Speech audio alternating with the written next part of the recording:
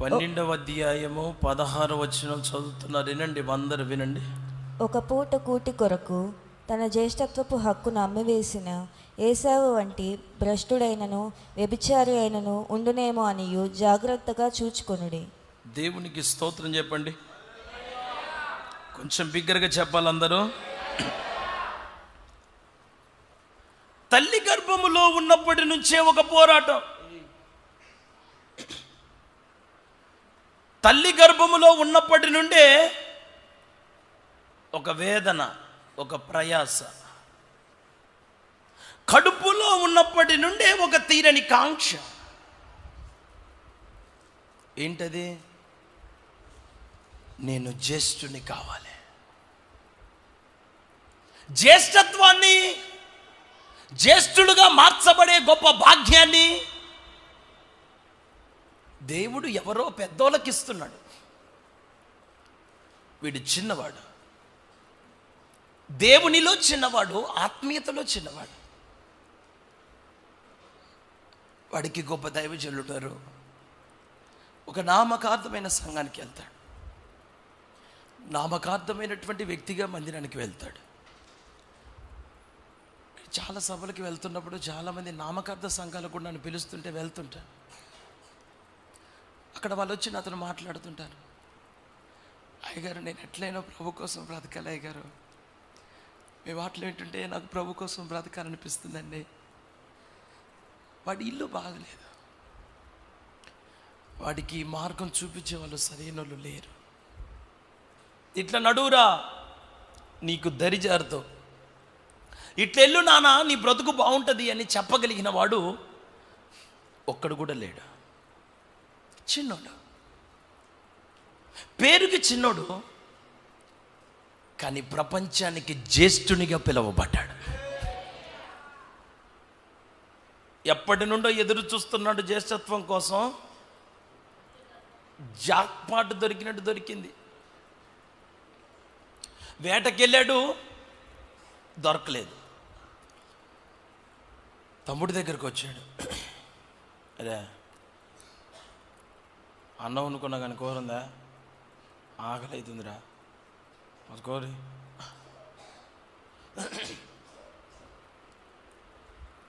ఎప్పుడైతే వీడు కూర అడిగిండో, ఇది వచ్చాడండి, కూర తపాల్లో కాదు, కూర గిన్నెలు వేసుకుని కూర్చున్నా. బట్ గిన్నెలో పెట్టుకున్నా, కూర సిద్ధంగా ఉంది. ఈయన మరి నేను తినొత్తాగు, ఒక మాట ఆగు, నేను కూర ఇస్తాలే కానీ నాకు జ్యేష్ఠత్వాన్ని ఇస్తావా? నాకు జ్యేష్ఠత్వం కావాలి. మీరు ఈ మనిషిని అడగండి, యాకోబుని అడగండి, ఏమయ్యా యాకోబు, కూర ఎండిపోతుంది యాకోబు, పేగులు మాడిపోతున్నాయి యాకోబు, ప్రాణం నీరసం అయిపోతుంది యాకోబు, ఒరే చచ్చిపోతావురా, ఒక ముద్ద అన్నం తినరా, ప్రాణాన్ని నిలబెట్టుకోరా, ఎట్టనో కట్ట మంచిగా బతుకురా, దేవుడి కోసం జీవించాయా, అయ్యో అది చెప్పాల్సిన పని లేదు. అన్నం తిను, ప్రాణాన్ని నిలబెట్టు, మంచిగుండు. ఎందుకు దస్తావు? ఎందుకు నలిగిపోతున్నావు? ఎందుకు ప్రసవ వేదన పడుతున్నావు?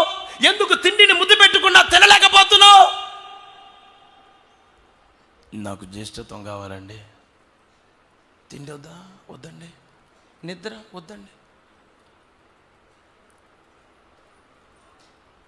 ఒకడేమో చిన్నవానిగా పిలవబడి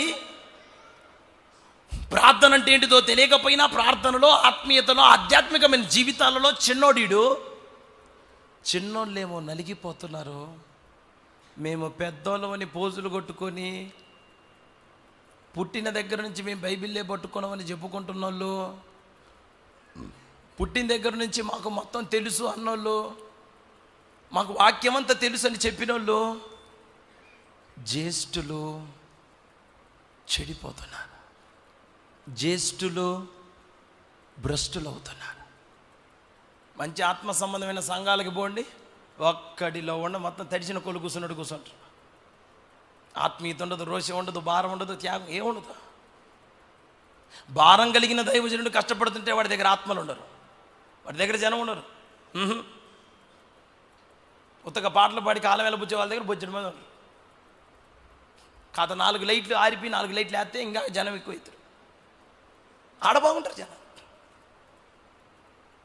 ఒక పక్కన పిల్లలు అడుగుతుంటారు, నాన్న స్కూల్ ఫీజులు నాన్న మేము కూడా మంచిగా చదువుకోవాలి కదా నాన్న, ఈ రోజున క్రిస్మస్ వచ్చింది, అందరికీ కొత్త వస్త్రాలు వచ్చినాయి, మరి మనకి లేవా నాన్న? అరే మనం దేవుని సేవలో ఉన్నాం, మనకి వస్త్రం కాదు, తిండి కాదు, జ్యేష్ఠత్వం కావాలి. జ్యేష్ఠత్వం కోసం మనం బ్రతుకుతున్నాం నాన్న. ఆకలి అవుతుంది నాన్న, ఈరోజు పండగని అందరూ ఏదో ఒకటి వండుకున్నారు కదా, మనకు కూడా ఏదైనా తీసుకొని రాను నాన్న, మనం కూడా వండుకొని తిందాం నాన్న. మన దగ్గర అది లేదు నాన్న. మనకి తిండి కంటే, నిద్ర కంటే, ఇంటి కంటే, సుఖం కంటే, సౌఖ్యం కంటే మనకి జ్యేష్ఠత్వమే ముఖ్యం నాన్న. ఆ జ్యేష్ఠత్వం కోసం నలిగిపోతున్నారు ఒక పక్కన, ఆ జ్యేష్ఠత్వం కోసం హింసించబడుతున్నారు ఒక పక్కన, ఆ జ్యేష్ఠత్వం కోసం కుటుంబాలు విడిచిపెడుతున్నారు. యేసు ప్రభు దగ్గరకు వచ్చింది ఏదో మేలు జరగాలని వచ్చారు చాలామంది అని అంటున్నారు. నేను ఒక మాట చెప్పనా, యేసయ్య దగ్గరికి మేలు కొరకు కాదు, కీడును అనుభవించడానికి ఒక తరం నిలబడ్డారు. ఆయన రాకడ దినాలలో శ్రమను భరించడానికి, నిందను అనుభవించడానికి, గుండెల మీద తగ్గించుకోవడానికి, మొహం మీద ఊపించుకోవడానికి, పిడుగుతులు గుర్తించుకోవడానికి, అవమానకరంగా మార్చబడటానికి, నిస్సహాయమైన వ్యక్తులుగా మిగిలిపోవడానికి కొట్టగలిగినంత ధైర్యం ఉన్నా, అవతల వాడిని ఒక్క దెబ్బకు కొడితే చచ్చిపోయేంత బలం, శక్తి ఉన్నా ప్రతి దెబ్బను పంటి కింద బిగించుకొని ఓర్చుకుంటున్నావు. ఎందుకు ఓర్చుకుంటున్నావు? ఎందుకు ఇంకా అంతే నిలబడి ఉంటున్నావు? ఇంకా నీకు దేవుడే కావాలా? ఇన్ని శ్రమలు నా దేవుడే కావాలా? ఇటువంటి పరిస్థితులు నా నీకు దేవుడే కావాలా? ఎందుకు నీకు దేవుడు కావాలి? ఆయనలో ఉంటే నేను జ్యేష్ఠుడిగా మార్చబడతాడు. నాకు ఆ జ్యేష్ఠత్వం కావాలి. దానికోసం నేను బ్రతుకుతున్నా, దానికోసం నేను మిగిలిన్నా. నా ప్రియులరా, మీకు నిన్న చాలా విషయాలు చెప్పాను. రహాబ్ అనే ఒక పాపిష్టి వేశ్య పాపాన్ని దాచిపెట్టుకొని బ్రతికి, తర్వాత దైవజనులను తన ఇంటికి వచ్చిన వేగులు వారిని ఇంట్లో పెట్టుకొని నేటి వరకు ఆమె ఇశ్రాయేలీయుల మధ్య ఉందంట. ఆమె చేసింది ఆ పూటకైపోలేదు, ఇప్పటికీ ఆమె ఆశీర్వాదం తరతరాలు కంటిన్యూ అవుతున్నాయి నామల్లో. Praise the lord. బిగ్గరగా చెప్పగలరు అందరూ? నేను చెప్పే మాటలు మీరు అందరూ వినండి. నేను చాలా బలహీనంగా ఉన్నాను, నిలబడలేకపోతున్నాను, చాలా ఇబ్బందిగా ఉంది నా పరిస్థితి, కానీ నా గుండె నిండా భారం ఉంది.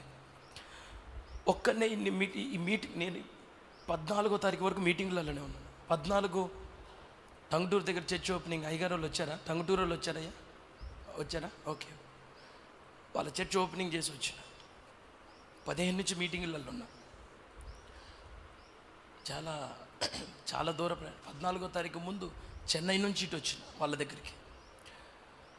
చాలా ఇబ్బందిగా ఉంది నా శరీరం, కొంచెం కళ్ళు తిరుగుతున్నట్లు, కొంచెం ఒరిగినట్టు అట్లా అనిపిస్తున్నా. నేనేం తినను ఈ సభల్లో మీకు తెలుసు. నాకున్న ఒక ఆలోచన, నాకున్న ఒక దర్శనం, మీరందరూ ఖచ్చితంగా రేపు ఆ సింహాసనం మీద కనపడాలి. రేపు మీరందరూ కూడా జ్యేష్ఠులుగా మిగిలిపోవాలి. ఎవడు ఒక్కడు ఏ డెక్క కూడా విడిచిపెట్టబడటానికి వీల్లేదు ఆయన నామంలో. మిమ్మల్ని నా దేవుడు ఈ పూట సంపూర్ణతలోనికి తోడుకొని వచ్చునుగాక. హల్లెలూయా అని చెప్పండి.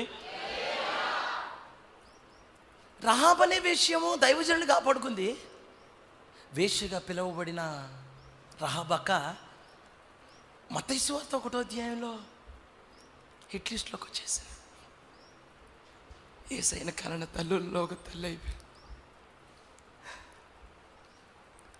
ఆమెకి ఎవరు చెప్పలేదు, ఆమెకు దైవజనుడు లేడు, ఆమెకి వాక్యం లేదు, ఆమె దగ్గరికి స్వార్థను మోసుకొని వచ్చిన వాళ్ళు ఎవరు లేరు. ఒకసారి దైవజనుడు ఆమె దగ్గరికి రాగానే ఆమెకు ఒక ఆలోచన వచ్చింది, నేను నా దైవజనులను కాపాడుకోవాలి, వాళ్ళని కాపాడితే నేను కాపాడబడతాను. అమ్మాయి, నీకు నచ్చినట్టుగా బతికినావు కదా అమ్మాయి మొన్నటి వరకు, నీ హృదయానికి నచ్చినట్టు కదా, నీ తలంపుకు తోచినట్టు కదా, మరి ఏంటమ్మా ఇప్పుడు ఇంత తిప్పలు పడుతున్నా?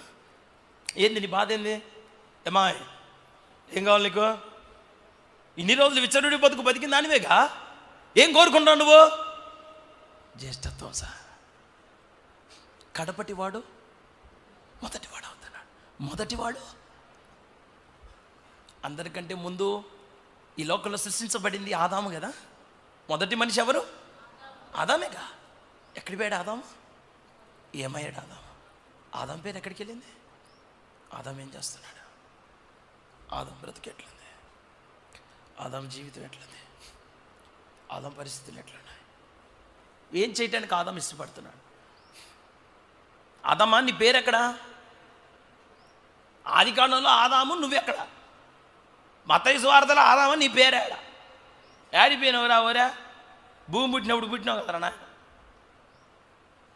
వయసులో పెద్దోడు, అనుభవంలో పెద్దోడు, జ్ఞానంలో పెద్దోడు. జ్యేష్ఠుడంటే పెత్తనాలు, పెద్దరికాలు, అన్నిటిలో ఎక్కువ వాటాలు ఉన్నోడు పెద్దోడా? సంఘంలో పెత్తనాలు చేసి దర్జాగా బతికి హల్లెలూయా హల్లెలూయా చెప్పండి హల్లెలూయా. అదే ఏంది? సంఘంలో ఏం కావాలి నీకు? పెద్దరికం అంటే ఏంది? జ్యేష్ఠత్వం అంటే ఏంది? ఒక ముక్క ఎక్కువ పడాలా? అందరికంటే ఒక అడుగు ముందు ఉండాలా? కొంచెం అందరిలో నువ్వు కనపడాలా? ఏమనుకుంటున్నావు జ్యేష్ఠత్వం అంటే? రహాబ్ అనే వేశ్య సేవకుల్ని కాపాడుకుని శ్రేష్ఠురాలుగా జ్యేష్ఠురాలుగా మార్చబడి ఆకాన్ భ్రష్టుడైపోయాడు. నయమాన్ భ్రష్టుడైపోయాడు. నయమాను మీ అయ్యగారు ఎవరు? ఎలీషా. ఎలీషా ఎవరు?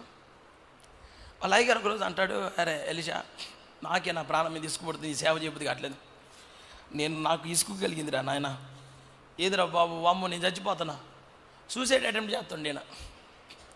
నేను ఇప్పుడు ఉరేసుకుంటే ఈ ప్యానిక్ అంటే మీరందరూ ఏమంటారు? ఓ తెలియకొచ్చిన అయ్య గారు నీ చర్చిగా అంటారు మీరు. అబ్బా అనుకోకుండా వచ్చిన అయ్య గారు నువ్వు ఇంత దద్దమ్మ అని మాకు తెలియదు. నేను ప్యానుకు వేసుకుంటే మీరు ఇంక హెలికాప్టర్కు వేసుకోవాలని చూస్తారు మీరు.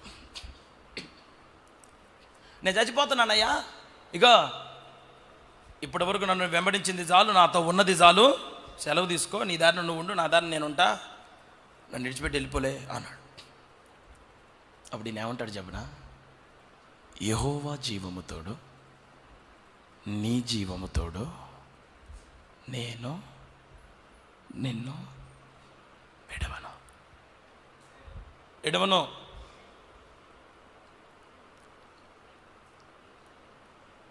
ఈ మాట వింటానికి చాలా బాగుంది. ఆయన పని ఆయన చేసుకుంటుంటే పొలానికి పోయి దుప్పటి కప్పింది నేనే, మీద దుప్పటేయగానే నేను పోయి ఒక్కసారి పోయి నా తల్లిదండ్రులు ముద్దు పెట్టుకొని వస్తానంటాడు. పొలానికి వెళ్ళి దుప్పటి కప్పినోడు ఇప్పుడు నువ్వు నాతో వద్దంటే మీరు ఊరుకుంటారా? అసలు నా దావన నేను, నా సావు నేను చత్తగా, నా బతికేది నేను బతుకగా లోకంలో బతుకుతుంటే నా సేవ గొప్ప భాగ్యం అమ్మా, సేవ చేయాలి, ప్రభు కోసం బ్రతకాలి, మందిరంలోనే సౌఖ్యం, సేవే భాగ్యం, సేవలో సమృద్ధి ఉంది అన్నీ చెబితే వచ్చినావు, తేరా చూస్తే ఏమీ లేదు. నువ్వు ఎందుకు చెప్పినావు? దానం పెట్టనా? హల్లెలూయా అనండి, హల్లెలూయా అనరా? నువ్వు ముందు అన్నీ చెప్పినావుగా తండ్రి, ఇప్పుడు వద్దంటే అట్టా? ఒక్క మాట కూడా మాట్లాడలేదు, మౌనంగా ఉన్నాడు. ఆయనతో ఉన్నంత కాలం నోరెత్తి ఒక్క మాట కూడా మాట్లాడు. ఒకరోజు నేను అంటాడు, నేను నీ దగ్గర నుంచి ప్రభు దగ్గరికి పోయే టైం వచ్చింది, నేను నీ యొద్ద నుంచి కొనిపోబడక మునుపు నా వలన నీకు ఏం కావాలి? కోరుకరా, అరే కోరుకరా, కోరుకో ఎలీషా, కోరుకరా, నువ్వు కోరుకరా, నీ కోరిక నేను తీరుతురా అంటాడు. మీరో నేనో కనుకైతే, మీరు నేనైతే ఏమంటాం? మీరు చెప్పండి. మరి బ్రాంచ్ సంఘం ఇస్తావా, మెయిన్ చర్చ్ ఇస్తావా? నువ్వు వాడే మౌత్ ఇస్తావా? కారు కూడా ముందే రిజిస్ట్రేషన్ పెట్టుకుందాం, మళ్ళీ నువ్వు చచ్చిపోతే అట్ట, మళ్ళీ డెత్ సర్టిఫికేట్ లింక్ చేయాలా? సాగకముందే చంపుతారు మీరు, పానం పోకముందే పానం తీసేవాళ్ళు కదా. ఏం కావాలరా నీకంటే? ఎలీషా అంటాడు, నీలో ఉన్న అభిషేకం, నీలో ఉన్న ఆత్మ నాకు కావాలయ్యా. అంటే టోటల్గా ఒక మాట చెప్పనా, నీ మనసు కావాలి, నీ హృదయం కావాలి, నీ భారం కావాలి.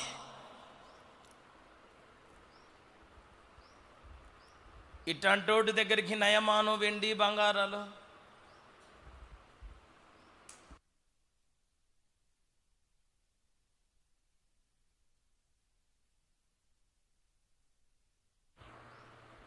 నయమాన్ వచ్చిండు అక్కడికి. నయమాను ఎవరి దగ్గరికి అసలు రానేను కూడా రానిలే, ఆడో నాన్నే పంపించిండు. ఎట్లాంటి రోషం కలిగినోడు,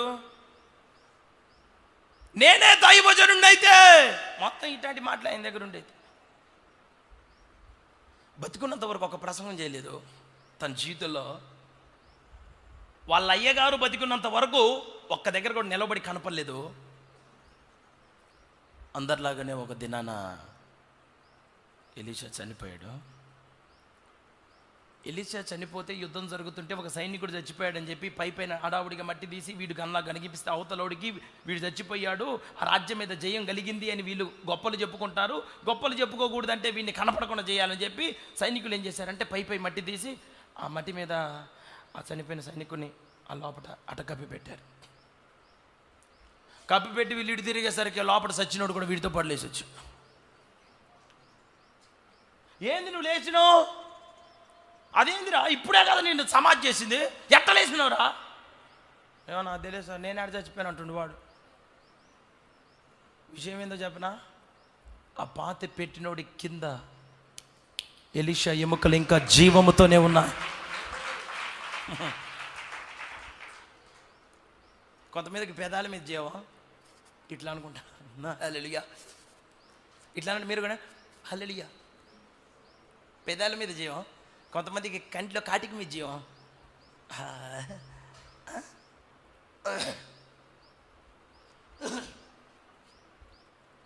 నరనరాలలో జీవం కలిగినోడు ఎలీషా. మరి ఒక మంచి దైవజనుడి దగ్గర బతికి ఆత్మ సంబంధమైన దైవజనుడిగా, భారం కలిగిన దైవజనుడిగా నీ అయ్యగారు ప్రపంచం అంతా మారుమోగిపోతుంటే నువ్వేంద్ర ఇటు ఏడిపిస్తున్నావు? ఎడా ఎందుకురా ఇట్లా బతుకుతున్నావు? ఒరా ఏం కావాలి నీకు? నాకు ఏం దాచి పెట్టుకుంటావు నువ్వు? రహాబనే వేషేమో వేగులు అని దాచిపెట్టుకో. నువ్వేం దాచి పెట్టుకుంటావు నాయన? మరి మేము ఏం దాస్తున్నారు?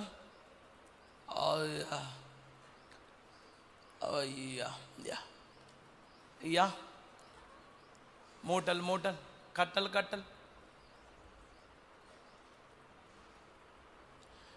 వేటిని దాచుకోకూడదు కొన్ని విషయాలు చెప్పాను మీకు. మొదటిది, ఆదాము దేన్ని దాచాడని చెప్పాను? చెప్పండి. ఇక తన జీవితాన్ని మార్చుకున్నాడు. 2, కయ్యూను ఏం చేశాడు? తమ్ముడిని చంపాడు. అరే ఏడ్రా, అరే ఏడిరా నీ తమ్ముడైనా ఏబేలు ఎక్కడా? దేవుడు కయ్యూను అడిగినట్టుగా మనల్ని కూడా అడగబోతున్నాడు రేపు. కయ్యూను అంటే ప్రార్థనా జీవితం, కయ్యూను అంటే ప్రతిష్ఠించబడిన జీవితం, కయ్యూను అంటే అప్పగించుకున్న. హేబేల్ అంటే ఆమె మృతి పొందెను. ప్రాణం పోవుచుండగా ఆమె అతని పేరు బెనోని అనెను. అతని తండ్రి అతనికి బెన్యామీను అను పేరు పెట్టెను. దేవునికి స్తోత్రం చెప్పండి అందరూ బిగ్గరగా. యాకోబుకి ఇష్టమైన భార్య పేరు మాట్లాడండి, రాహేలు. ఈ రాహేలుకి 2 కుమారులు పుట్టారు. ఒక ఆయన పేరు బెన్యామీను, దానికంటే ముందు యోసేఫ్.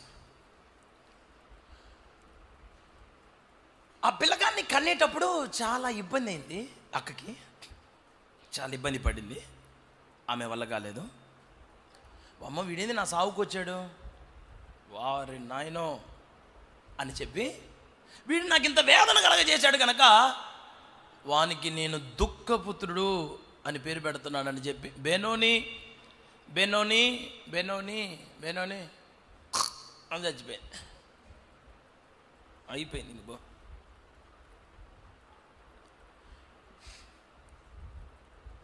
ఇప్పుడు ఆమె చనిపోయిన తర్వాత యాకోబు అని ఎత్తుకొని వాడి కోసం ఒక ప్రార్థన చేశాడు. ఏమని ప్రార్థన చేశాడు? తండ్రి, ప్రభువా,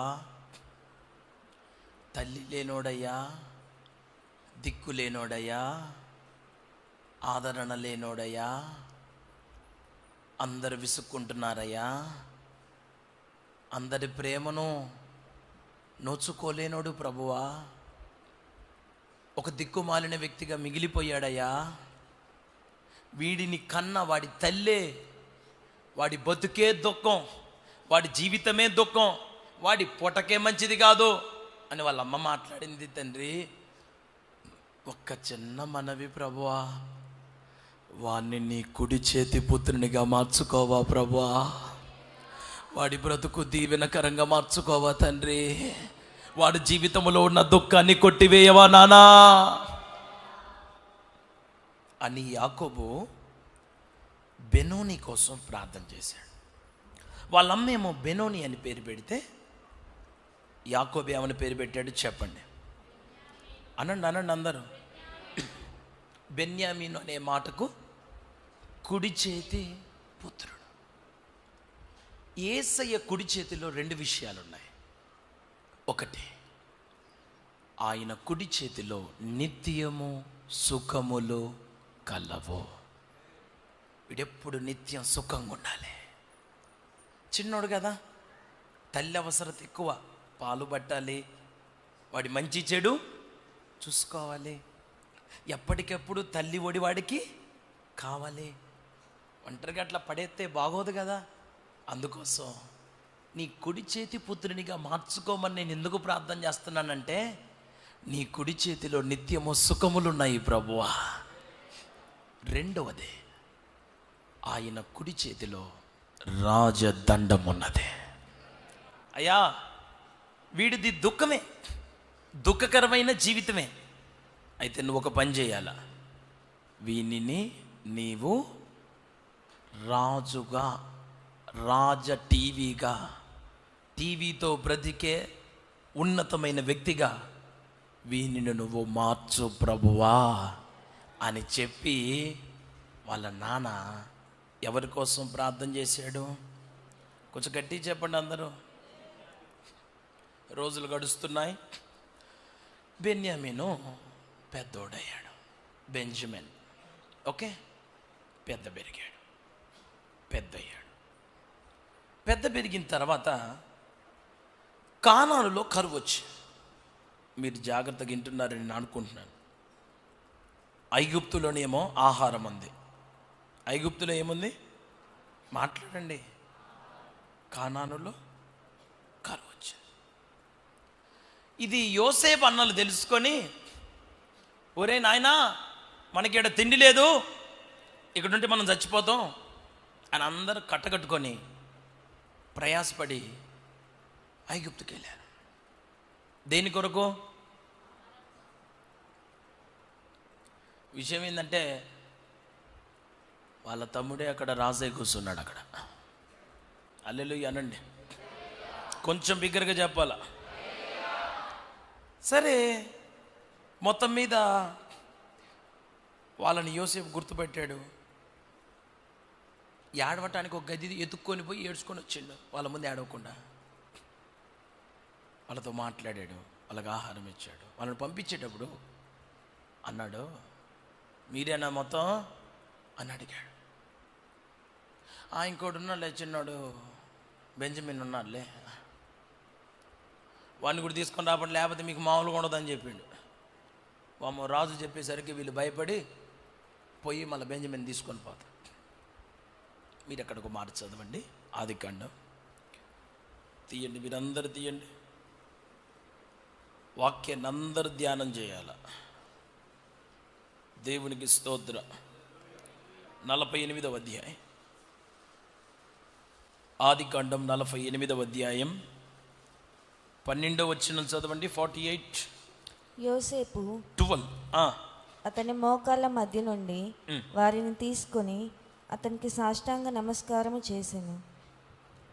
తరువాత యోసేపు ఇశ్రాయేలు ఎడమ చేతి తట్టున తన కుడి చేత ఎఫ్రాయిమును, ఇశ్రాయేలు కుడి చేతి తట్టున తన ఎడమ చేత మనష్షేను పట్టుకొని వారినిద్దరినీ అతని దగ్గరకు తీసుకొని వచ్చెను. హల్లెలూయా చెప్పండి అందరూ, కొంచెం గట్టిగా చెప్పాల. ఇప్పుడు వీళ్ళు రాగానే యోసేపు ఏం చేశాడు? వాళ్ళకి చక్కగా శుభ్రంగా కావాల్సిందంత ఇచ్చాడు. వీళ్ళకేమో తిండి పెట్టాడు. ఆ పై వచ్చినాల్లో ఉంటుంది, అది ఎక్కడ ఒకసారి చూడండి నాకు. ఎక్కడ? బెన్యామీనికి వెండిని బంగారాన్ని ఎత్తుంటాడు.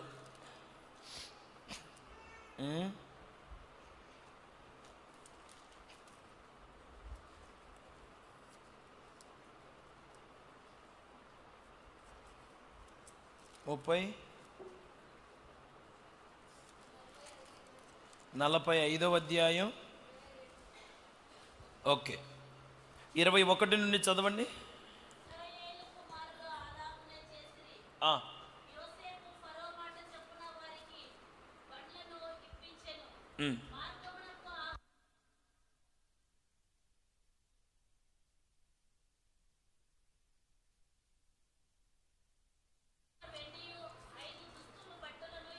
హల్లెలూయా చెప్పండి.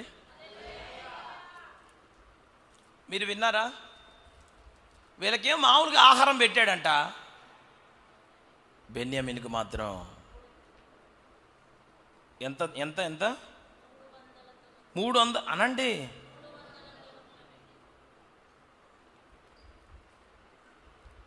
ఎందుకని?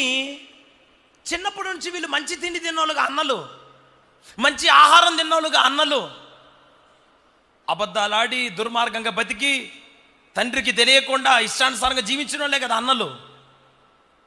అన్నలందరూ ఎట్టుంటే చిన్నప్పటి నుంచి తల్లి లేక, ప్రేమించేవారు లేక, ఆదరించేవారు లేక అనాథగా అనామకునిగా బతుకుతున్నాడు కదా ఈయన బెన్యామీను. మరి బెన్యామీనికి 300 రెట్లు ఎందుకు ఇచ్చారు? 300 రెట్లు బెన్యామీనికి ఇవ్వటానికి గల కారణం ఏంటి? వాని కోసం వాని తండ్రి చేసిన ప్రార్థన. హల్లెలూయా చెప్పండి అందరు. రోజులు గడుస్తున్నాయి. రోజులు గడిచిన తర్వాత వీళ్ళ నాన్న ప్రార్థన ఆలకించిన దేవుడు బెన్యామీన్ని విడిచిపెట్టలేదు. చిన్నప్పటి నుండి దుఃఖంలో బ్రతికినటువంటి వీనికి దేవుడు గొప్ప ఆధిక్యత ఇచ్చాడు. రోజులు కాలం దొర్లుతుంది. యాకోబు చచ్చిపోయాడు. కొద్ది రోజులకి యోసేపు చచ్చిపోయాడు. ఇంకా కొద్ది రోజులకి బెన్యామీను కూడా చచ్చిపోయాడు. ఇశ్రాయేలు ప్రజలందరూ మాకు దేవుడు వద్దు, దేవుడిని నడిపింపొద్దాయా, ఓరక ఇది కాదు, యాజకుడు కాదు, మాకు ఒక రాజు కావాలా, మా మీద ఒక రాజు ఉండాలా మమ్మల్ని ఏలటానికి అని దేవుని ప్రజలు అడగటం మొదలు పెడతారు. తన ప్రజలను ఏలటానికి, ఏలుట కొరకు దేవుడు ఇప్పుడు రాజుని ఎక్కడ నుండి తీసుకొని రావాలని ఆలోచన చేసి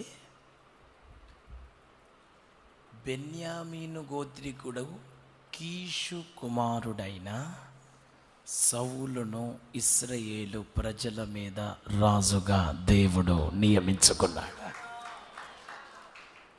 ఏ గోత్రం నుంచి తెద్దాం రాజుని? దాను గోత్రం, నఫ్తాలి గోత్రం, రుబేన్ కాదు.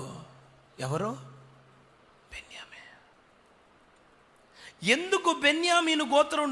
మళ్ళా ఆ రాజ్యం ఎట్లుండాలా? శామ్యూయల్ మొదటి పుస్తకం 13వ అధ్యాయం 13వ వచనం చూడండి. ఆ రాజ్యం ఎట్లాంటి రాజ్యం? ఆయన ఏలుబడి చేసేది. అందుకు సమూయేలు ఇట్లనెను, నీ దేవుడైన యెహోవా నీకు ఇచ్చిన ఆజ్ఞను గైకొనక నీవు అవివేకపు పని చేసితివి. నీ రాజ్యమును ఇశ్రాయేలు మీద సదాకాలము స్థిరపరుచుటకు యెహోవా తలచియుండెను. అయితే నీ రాజ్యము నిలువదు. ఇప్పుడు రాజ్యాన్ని ఏ రాజ్యం ఇద్దాం అనుకున్నాడు? సదాకాలముండు రాజ్యం అనండి ఆ మాట గట్టి పలకండి.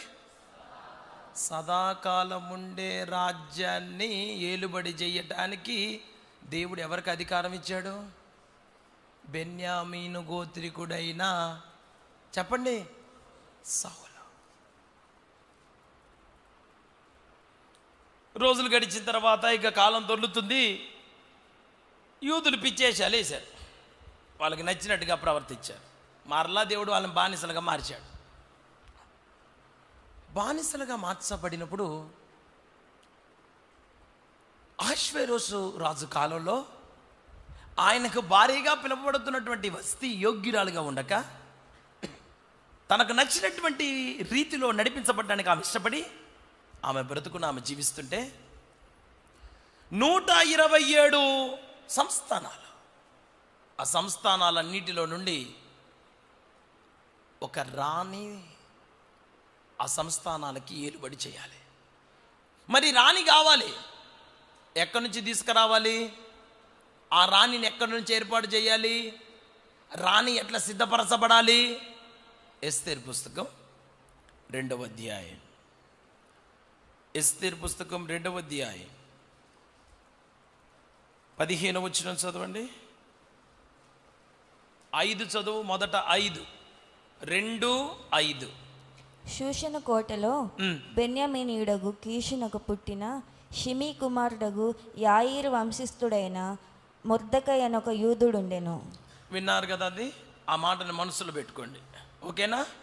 15వ వచనం చదువు. మొర్దెకై తన కుమార్తెగా స్వీకరించుకొనిన తన పినతండ్రి అయిన అబీహాయిలు కుమార్తెయగు ఎస్తేరు రాజునొద్దకు వెళ్ళుటకు వంతు వచ్చినప్పుడు స్త్రీలను కాయు రాజు యొక్క షండుడైన హేగే నిర్ణయించిన అలంకారము గాక ఆమె మరి ఏమీ కోరలేదు. హల్లెలూయా చెప్పండి అందరూ.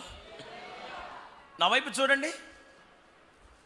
127 సంస్థానాల మీద ఒక రాణిగా నియమించబడటానికి ఒక సిద్ధపాటు కలిగినటువంటి ఒక వ్యక్తి బయటికి రావాలి. ఇప్పుడు ఆ వ్యక్తిని సిద్ధం చేయడానికి బెన్యామీను గోత్రికుడైన మొర్దెకైని దేవుడు మరలా అక్కడ వాడుకోవటం మొదలుపెట్టాడు.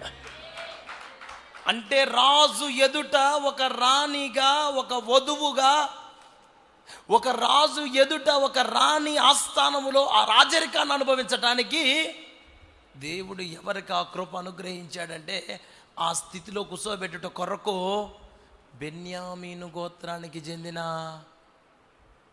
మొర్దెకై ఎస్తేర్ని తన బిడ్డగా చేసుకొని,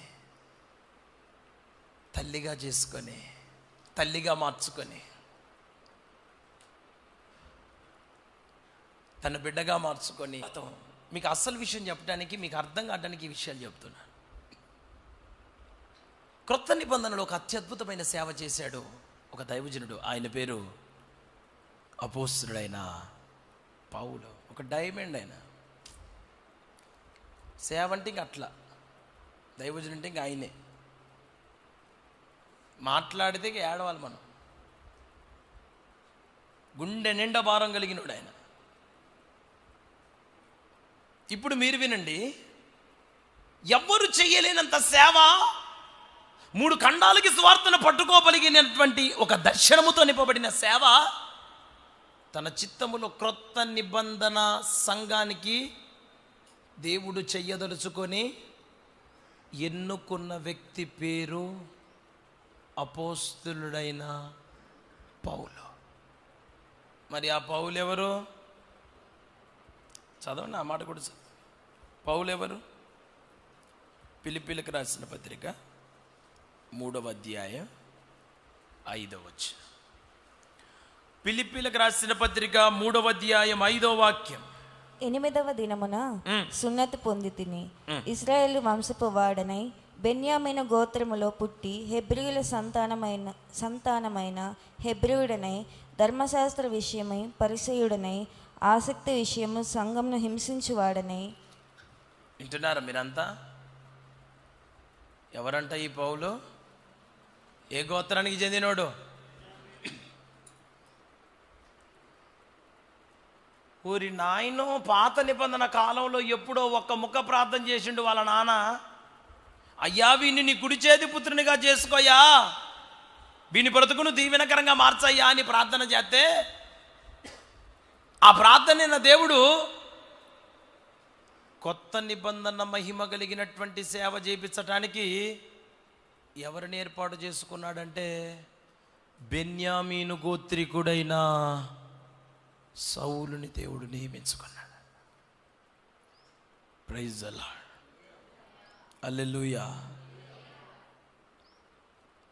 ఎందుకు ఇంత జరిగింది అంటే ఒక్కని ప్రార్థన, తండ్రి ప్రార్థన. ఇష్మాయేలు ప్రార్థన చేశాడు. 12 కుమారులు, 12 కొడుకులు, 12 మంది కొడుకులు. 12 మంది కొడుకులలో ఒక్కడు కాదు రాజు, 12 మంది రాజులే. తండ్రి ప్రార్థన. ఇప్పుడు మీకు అంశంలోకి వస్తున్నాను, వినండి. దేవుడు ఎందుకని బెన్యామీను గోత్రాన్ని, బెన్యామీను గోత్రానికి సంబంధించిన వాళ్ళని ఇంత ప్రేమించాడు? వాళ్ళ కోసం ప్రార్థన చేసిన వాడు జ్యేష్ఠత్వాన్ని కోరుకున్నవాడు, జ్యేష్ఠత్వం కావాలని ఇష్టపడ్డాడు. వాడు చేసిన, ఆ వ్యక్తి చేసిన ప్రార్థన దేవుడు దాటిపోలేదా? దేవుడు దాటిపోలే, ఖచ్చితంగా దాటిపోలేదా? ఇప్పుడు నేను తల్లిదండ్రులుగా మీ అందరికీ చెబుతున్నాను, మీ పిల్లల కోసం మీరు ప్రార్థన చేస్తున్నారా? మీ పిల్లల్ని ప్రార్థనలో పెంచుతున్నారా? పిల్లలకి లోకం పరిచయం చేస్తున్నారా? పిల్లలకి సంఖ కనిపించే గొడవలు వేస్తున్నారా? మీరు అక్కలు సంఖలు పిల్లలకి చిన్నప్పటి నుంచి లోకాన్ని చూపించి గుడ్డలలో సమర్పణ లేదు, తిండిలో సమర్పణ లేదు, ఆశలలో సమర్పణ లేకుండా నీ పిల్లల్ని నువ్వు పెంచితే రేపటి రోజున వాళ్ళు విచ్చలవిడిగా బతుకుతున్నారు. ఇస్సాకుని పెంచిండు తండ్రి, మరి చూడండి ఎట్టున్నారో, ఎట్టుండాలో. నేను చాలా చిన్న వయసులో సేవకు వచ్చాను. చిన్న వయసులోని ప్రభు నన్ను నిలబెట్టుకున్నాడు. నాకు ఈ సేవ అంటే ఇష్టం లేదు, మీకు తెలుసు. ఎందుకంటే ఒక దైవజనుడి కొడుకును కనుక సేవ అంతా చూసుకుంటూ పెరిగాను. మా నాన్నగారి సంఖ జనిగిపోతే కుట్టుకోవడానికి దారం లేక సంఖని పురికోస్తోని కట్టుకొని సేవ చేసిండు అయ్యగారు. ఈ వైభవం అంతా మీరు చూస్తున్నారు. దీని అంతటికి ఒక్కడు ప్రార్థన చేసి అక్కడ చచ్చిపోయాడు. ఆ ప్రార్థన ఇప్పుడు మొరపెడుతుంది. దానిని నాకు దీవెనకరంగా దేవుడు మార్చి నన్ను వాడుకుంటున్నాడు.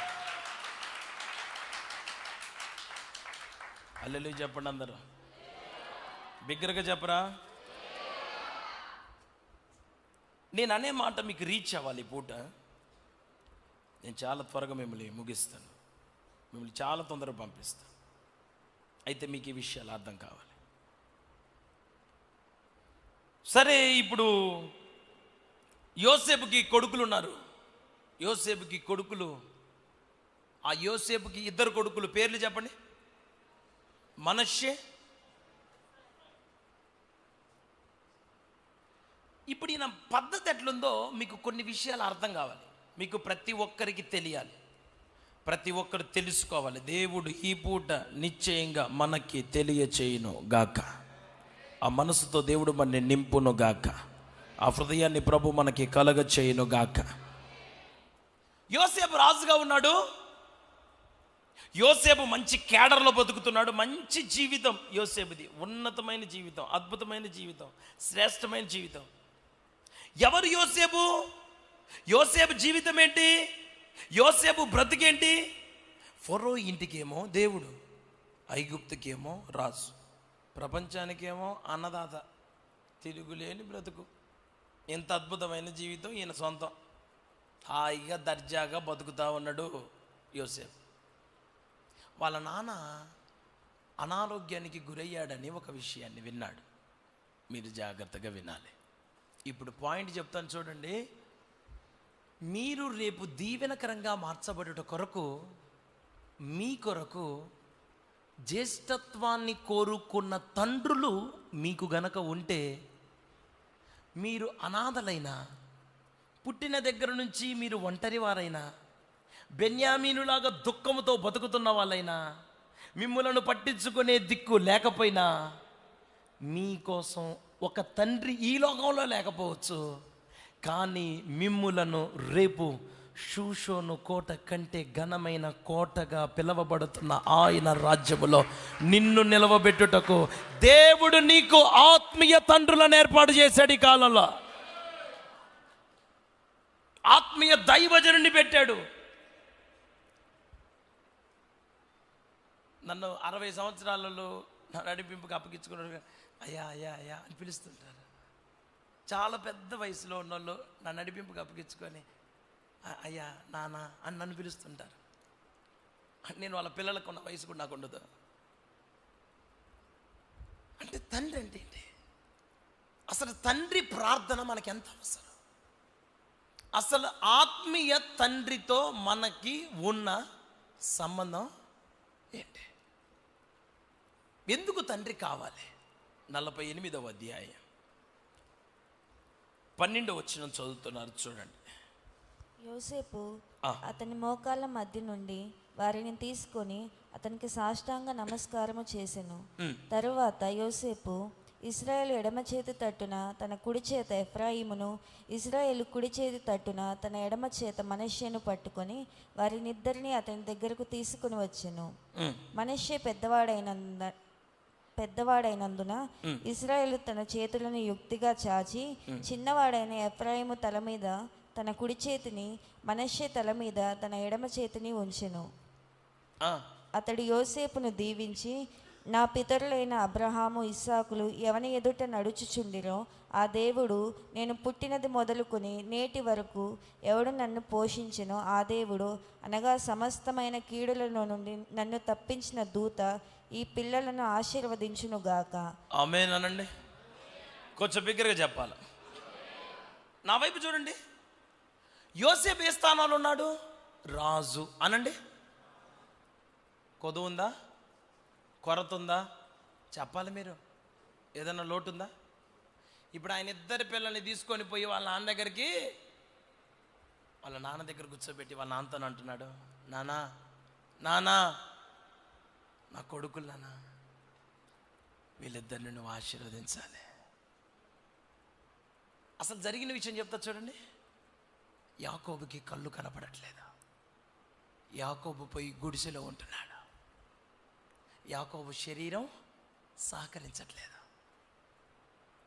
గుడిసెలో ఉన్నా, బలం లేకపోయినా, నీకు లాంటి జీవితం లేకపోయినా, ఆయన నీ కోసం, నీ క్షేమం కోసం, నీ ఆశీర్వాదం కోసం ప్రార్థన చేసే తండ్రి, ఆత్మీయ తండ్రి. అక్కడ ఖచ్చితంగా నువ్వు నీ మోకాళ్ళ మీదకి రావాల్సిందే. ఆయనకి గుడిసెలో ఉండొచ్చు, ఆరోగ్యం లేకపోవచ్చు, దేనికి పనికిరాని వ్యక్తిగా కనపడచ్చు, నువ్వు రాజువే అవ్వచ్చు, నీ పిల్లలకి ఏ లోటు లేకపోవచ్చు, కానీ నీవు, నీ కుటుంబం అందరూ కలిసి ఒక దైవజనుని దగ్గర దీవించబడుట కొరకు అప్పగించుకోవాల్సిందే. ఎందుకంటే తండ్రి ఉండాలి. నీకు డబ్బు ఉందిగా యోసేపు? యోసేపు డబ్బు ఉందా? ఉందండి. ఆశీర్వాదం ఉంది. అన్నీ ఉన్నాయా? ఉన్నాయి. మరి అన్నీ ఉంటే నేను ఎందుకు రేంగా? నా బతికే బాగలేదురా, నాకే తిండి లేదురా, నాకే ఆకలి అవుతుందిరా, నాకే కళ్ళు కనపడట్లేదురా, అవసాన కాలానికి వచ్చాడయ్యా అని అంటుంటే, నానా నువ్వు ఆ మాట మాట్లాడద్దు నానా, ఏది నానా రెండు చేతులు ఇట్టి నానా అని చెప్పి, కళ్ళు కనపడట్లేదని చెప్పి పెద్దోడి మీద కుడి చేయి పెట్టించాడు, చిన్నోడి మీద ఎడం చేయి పెట్టించాడు. మనష్షే మీద కుడి చెయ్యి, ఎఫ్రాయిం మీద ఎడం చేయి పెడితే వాళ్ళ నాన్న యుక్తిగా, జ్ఞానంగా కుడి చేతిని తీసపోయి చిన్నోడి మీద, ఎడం చేతిని తీసపోయి పెద్దోడి మీద పెట్టి ప్రార్థన చేస్తాడు. ఇలాంటి యోసేపు అంటాడు, నానా నానా నానా, అయ్యో నానా నీకు కళ్ళు కనపడక అట చేస్తున్నావు నానా, నీకు తెలియక అట చేసినావు నానా, నానా వాడు కాదు పెద్దోడు, వీడు నానా. అరే, దేవుని ఏర్పాటులో ఉన్నవాడు ఎవడో తండ్రి మనసుకే తెలుసురా. నీకేం తెలుసురా? దేవుని ఏర్పాటులో నువ్వు ఉన్నావో లేదో. నువ్వు అనుకుంటున్నావు నేను ఏర్పాటులో ఉన్నాను, నేను పెద్దోడ్నే, నాకెందుకు చెయ్యి రాలేదు మీదకి, నా మీదకి ఎందుకు రాలేదు పెత్తనం, నాకెందుకు రాలేదు గొప్ప పేరు, నాకు కదా రావాల్సింది అనండి. నాకు కదా రావాల్సిందంటే దేవుడు నువ్వు కదా పోవాల్సింది అంటాడు.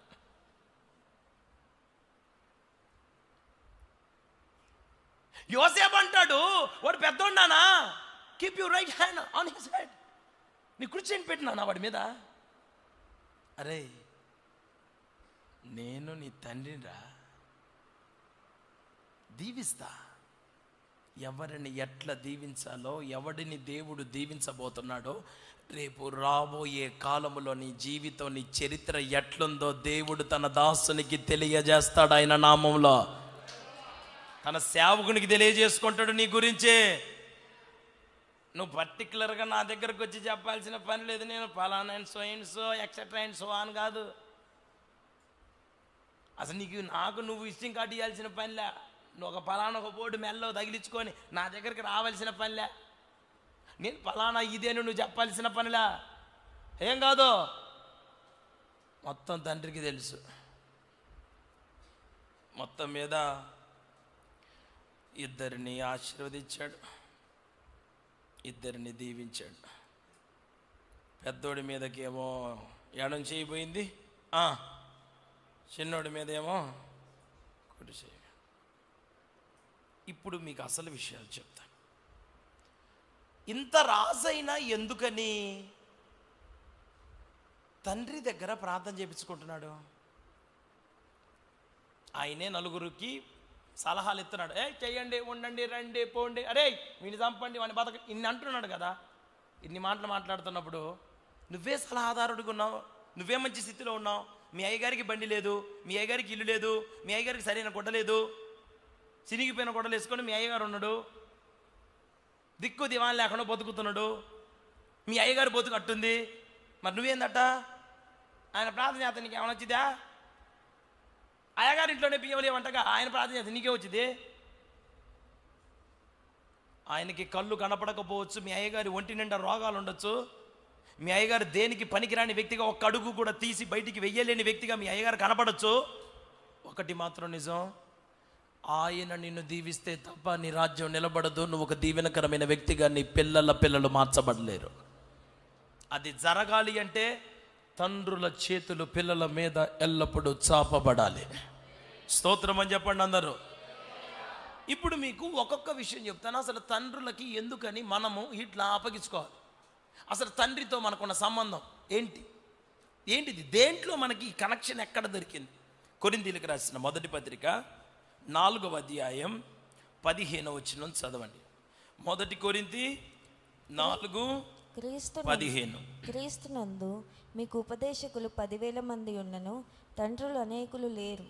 క్రీస్తు యేసునందు సువార్త ద్వారా నేను మిమ్మల్ని కంటిని గనుక మీరు నన్ను పోలి నడుచుకుని వారై ఉండవలనని మిమ్మల్ని బతిమాలుకొనుచున్నాను. హల్లెలూయా చెప్పండి అంట అందరూ.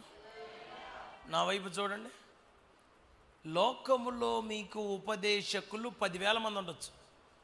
మీ మనసులో స్ట్రైక్ అయిన పాస్టర్ గారు, మీకు క్లిక్ అయిన పాస్టర్ గారు, యూట్యూబ్లో నీకు నచ్చిన పాస్టర్ గారు, ఆ ప్రసంగం ఈ ప్రసంగం విని హల్లెలూయా అని చెప్పి అనిపించిన పాస్టర్ గారు, నీకు చాలా మంది ఉండొచ్చు. ఉపదేశకులు 10,000 మంది ఉండొచ్చు. కానీ నీ ఆత్మీయ జీవితం కొరకు నీ ప్రయాసను, నీ కష్టాన్ని భరించి గుండెల మీద మోసిన తండ్రి మాత్రం ఒక్కడే. ఇప్పుడు ఆ ఒక్కడు చెప్పే మాట ఏంటిది అనుకుంటున్నారు? మీరు నన్ను పోలి నడుచుకోండి. ఇప్పుడు తండ్రులతో పిల్లలకు ఉండాల్సిన సంబంధం నేర్చుకోండి. పాఠం మొదటిదే, ఒక దైవజనుణ్ణి పోలి సంఘము నడిపించబడే అనుభవాలలోనికి ప్రజలు రావాలి ఆయన నామములో. బిగ్గరగా చెప్పండి అందరూ. ఇది చూడండి, నన్ను పోలి అంటే నాకులాగా. నేను ఇటు పోతే నువ్వు అటు పోతున్నావుగా, నేను ఏడుంటే నువ్వు ఏడో ఉంటున్నావుగా, నేను ఒకటి చేస్తే నువ్వు ఇంకోటి చేస్తున్నావుగా, నన్నెప్పుడు పోలి నడిచేది నువ్వు? ఒక ఆత్మీయ తండ్రి హస్తము, ఆయన ప్రార్థన, ఆయన అభిషేకం, నువ్వెంత ఐశ్వర్యవంతుడివైనా ఆయన దీవెన నీకు కావాలి. అది కావాలి అంటే ఆ తండ్రిని పోలి నడిపించబడగలిగిన బిడ్డగా నువ్వు మిగిలిపోవాలి ఇక్కడ. స్తోత్రం చెప్పండి అందరూ. నీకు దైవజనుని పోలి నడవటం చేత, నీ దైవజనుని పోలి నడవటం చేత కాదు, ఇంకొకళ్ళని పోలి నడవటం నీకు చేతనైతే. వాళ్ళలాగే వీళ్ళలాగా బతకాలని పెట్టుంటుంది నీకు. చాలా మందికి ఇంటి వాళ్ళు కారంగా ఉంటారు, బయట వాళ్ళకి సొంపుగా ఉంటారు. హల్లెలూయా, ఏయ్ హాయ్. బయట అందరితో భలే ఫ్రీగా ఉంటారు, నవ్వుకుంటూ అన్నాం. ఇది ఇంటికి ఎట్ట వస్తాడు చెప్పనా? ఇప్పుడే నలుగురిని చంపి హత్య చేసినోడు వచ్చినట్టు వస్తాడు ఇంటికి. అన్నం తింటా, నేను తిన్నో, తాగను, నన్ను బలగ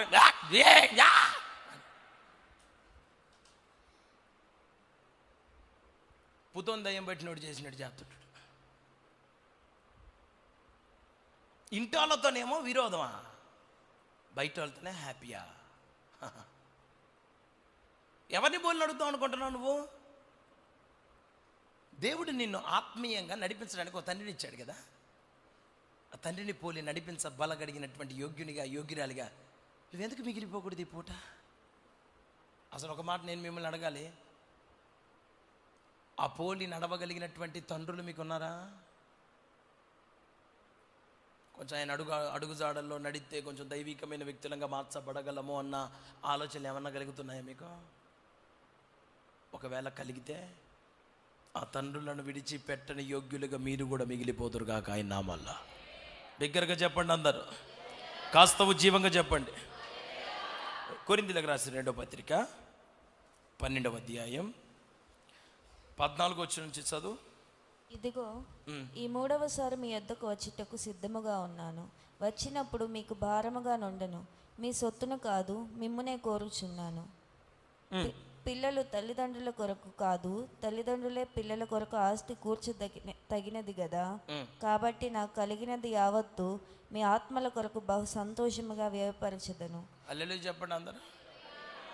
ఎవడండి తండ్రి అంటే? ఎవడండి? ఖర్చు అయిపోయేవాడు అనండి, చెప్పండి. సమకూర్చేవాడు, ఖర్చు అయిపోయేవాడు. ఎందుకు ఆయన దగ్గరకు పోయి మేము లోబడాలా? ఆయన దగ్గర చేతులు ఎందుకు కట్టుకొని కూర్చోవాలా? ఆయన చెప్పినట్టే మేము ఎందుకు వినాలా? ఆయన చెప్పినట్టే మేము ఎందుకు బతకాలా అని నువ్వు అడిగితే దేవుడు చెప్పే మాట, ఆ దైవజనుడు నీ క్షేమము కొరకు ఖర్చు అయిపోయేవాడు గనక, నీ కోసము సమస్తమును వ్యయపరచడానికి కష్టపడేవాడు గనక, తిండిని, నిద్రను, ఆకలిని అన్నిటినీ చంపుకొని దేవుని కొరకు, దేవుడు తనకు అప్పగించిన ప్రజల కొరకు ప్రయాసపడేవాడు గనుక. హల్లెలూయా. అటు బెండ్ దే, లొంగాలక్కడ నువ్వు అప్పగింపబడాలి. నువ్వు అక్కడ నువ్వు అటు అప్పగింపబడితేనే ఆ హస్తముల ద్వారా దీవించబడిన వ్యక్తిగా మార్చబడతావు ఆయన నామములో. స్తోత్రం కలుగునుగాక. బిగ్గరగా చెప్పండి అందరూ. యోహాను సువార్త 5వ అధ్యాయం 19వ వచనం. యోహాను సువార్త 5:19. కాబట్టి యేసు వారికి ఇట్లు ప్రత్యుత్తరం ఇచ్చెను, తండ్రి ఏది చేయుట కుమారుడు చూచునో అదే కాని తనంతట తాను ఏదియో చేయనేరడు. ఆయన వేటిని చేయునో వాటిని కుమారుడును అలాగనే చేయును. తండ్రి కుమారుని ప్రేమించుచు తాను చేయి వాటినెల్లను ఆయనకు అగుపరుచుచున్నాడని మీతో నిశ్చయముగా చెప్పుచున్నాను. ఇప్పుడు ఇక్కడ తండ్రితో ఎందుకు ఉండమంటున్నారంటే, 2వ మాట, తండ్రిని మాదిరికరంగా పెట్టుకొని నడిపించబడటమే దర్శనంగా ప్రతి బిడ్డ జీవితం మిగిలిపోవాలి ఆయన నామములో. ఆయన నీకు మాదిరిగా ఉండాలి, తండ్రిని మాదిరి తీసుకోవాలి. ఎస్, ఆ దైవజనుడు, నా దైవజనుని లాగా నేను కూడా ప్రభు కోసం బ్రతుకుతాను, నా దైవజనుని లాగా నేను కూడా ప్రభు కోసం ఖర్చు అయిపోతాను, నా దైవజనుని లాగా నేను కూడా ప్రయాసపడతాను. అది మాదిరి.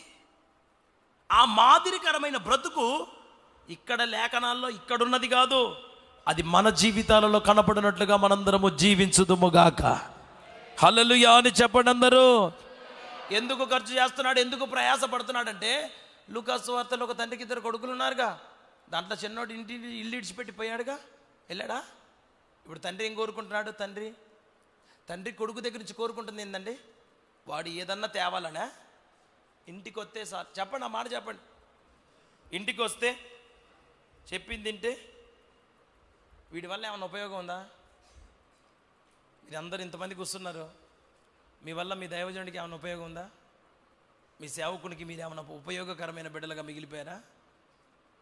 అయితే ఇప్పుడు మీరు నాకు పనికిరండి, మీరు నాకేమైనా ప్రయోజనకరంగా మారండి, మీరు నాకు ఏదన్నా చెయ్యండి అనే బాధ, ఆ వేదన ఒక దైవజనుడికి లేదు. దైవజనుడి గుండెలో ఉన్న భారం ఏంటి? దైవజనుడి హృదయాంతరంగంలో ఉన్న వేదన, హృదయములో కుమిలిపోతున్న వేదన ఏంటిది?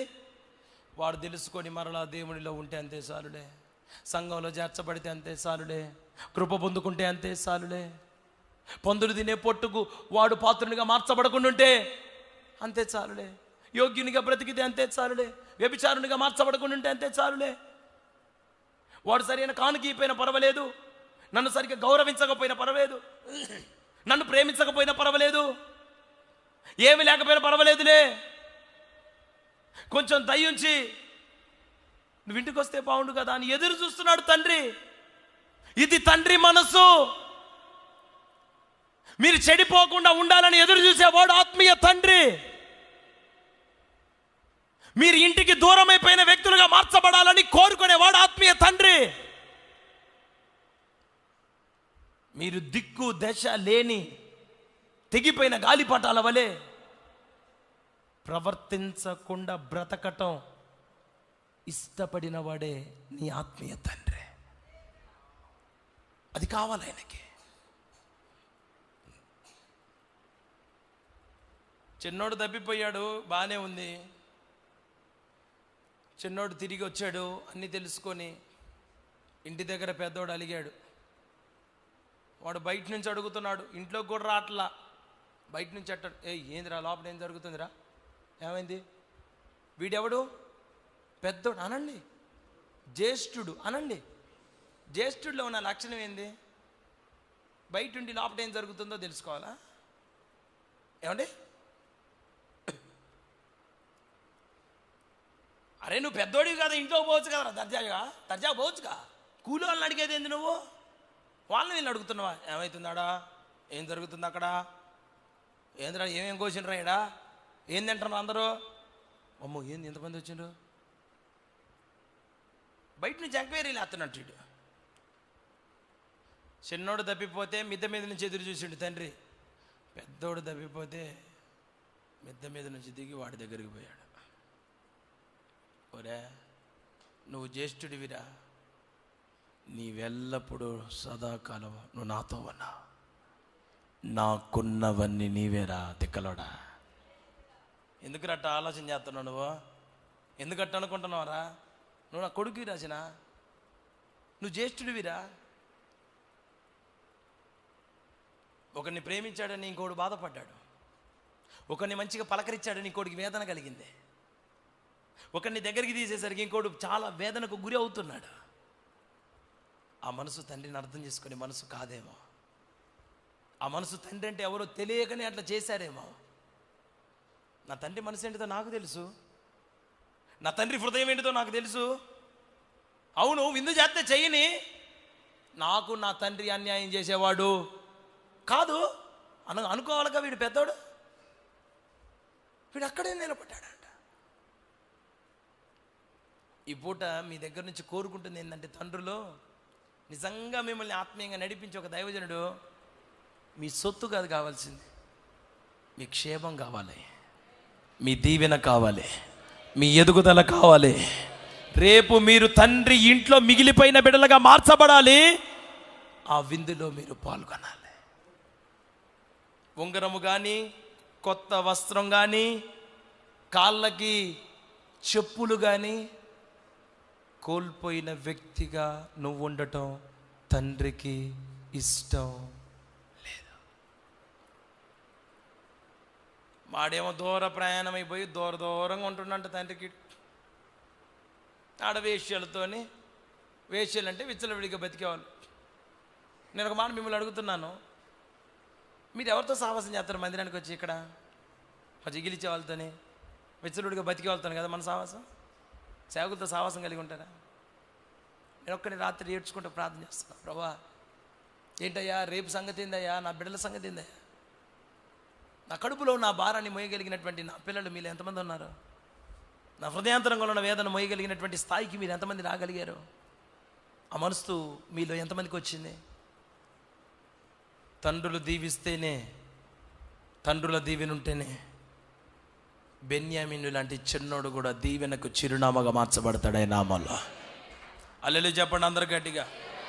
రాజునయ్యాను, దీవించబడ్డాను, ఇల్లు వాకిలైంది, పరిస్థితులు మారినాయి, ఇక మనకేం తిరుగులేదు, మనకింక ఇబ్బంది లేదు అన్న భావన మన గుండెలో నుంచి సంపూర్ణంగా తొలగిపోవాలి. ఆమేన్ అని చెప్పండి అందరు. కొంచెం బిగ్గరగా చెబుదాం అందరం. ఒక మాట చదవండి. తిమోతిలకు రాసిన 2వ పత్రిక 2వ అధ్యాయం 3వ వచనం తీయగలరా? తిమోతిలకు రాసిన 2వ పత్రిక 2వ అధ్యాయం క్రీస్తు యేసు యొక్క 3వ వచనం. క్రీస్తు యేసు యొక్క మంచి సైనికుని వలె నాతో కూడా శ్రమను అనుభవించుము. ఈ మాటలు తిమోతితో మాట్లాడుతున్నాడు పౌలయ్య గారు. ఒక తండ్రితో విశ్వాసాలు ఎట్టుండాలంటే చెప్పనా? ఇటు చూడండి, క్రీస్తు యేసు యొక్క సైనికుని వలె కాదంట. చదవండి, ఆ మాట చదవండి. క్రీస్తు యేసు యొక్క మంచి సైనికుని వలె. సైనికుడు అంటే సైనికుల్లో రకరకాల వాళ్ళు ఉంటారు. నిద్రమోహం వాళ్ళు ఉంటారు, ఇదిర్చుకునే వాళ్ళు ఉంటారు, పని దొంగలు ఉంటారు, కనిపిస్తే ఏం చదువుతాడో రా నాయన మనకెందుకు రా నాయన అనుకునే వాళ్ళు ఉంటారు.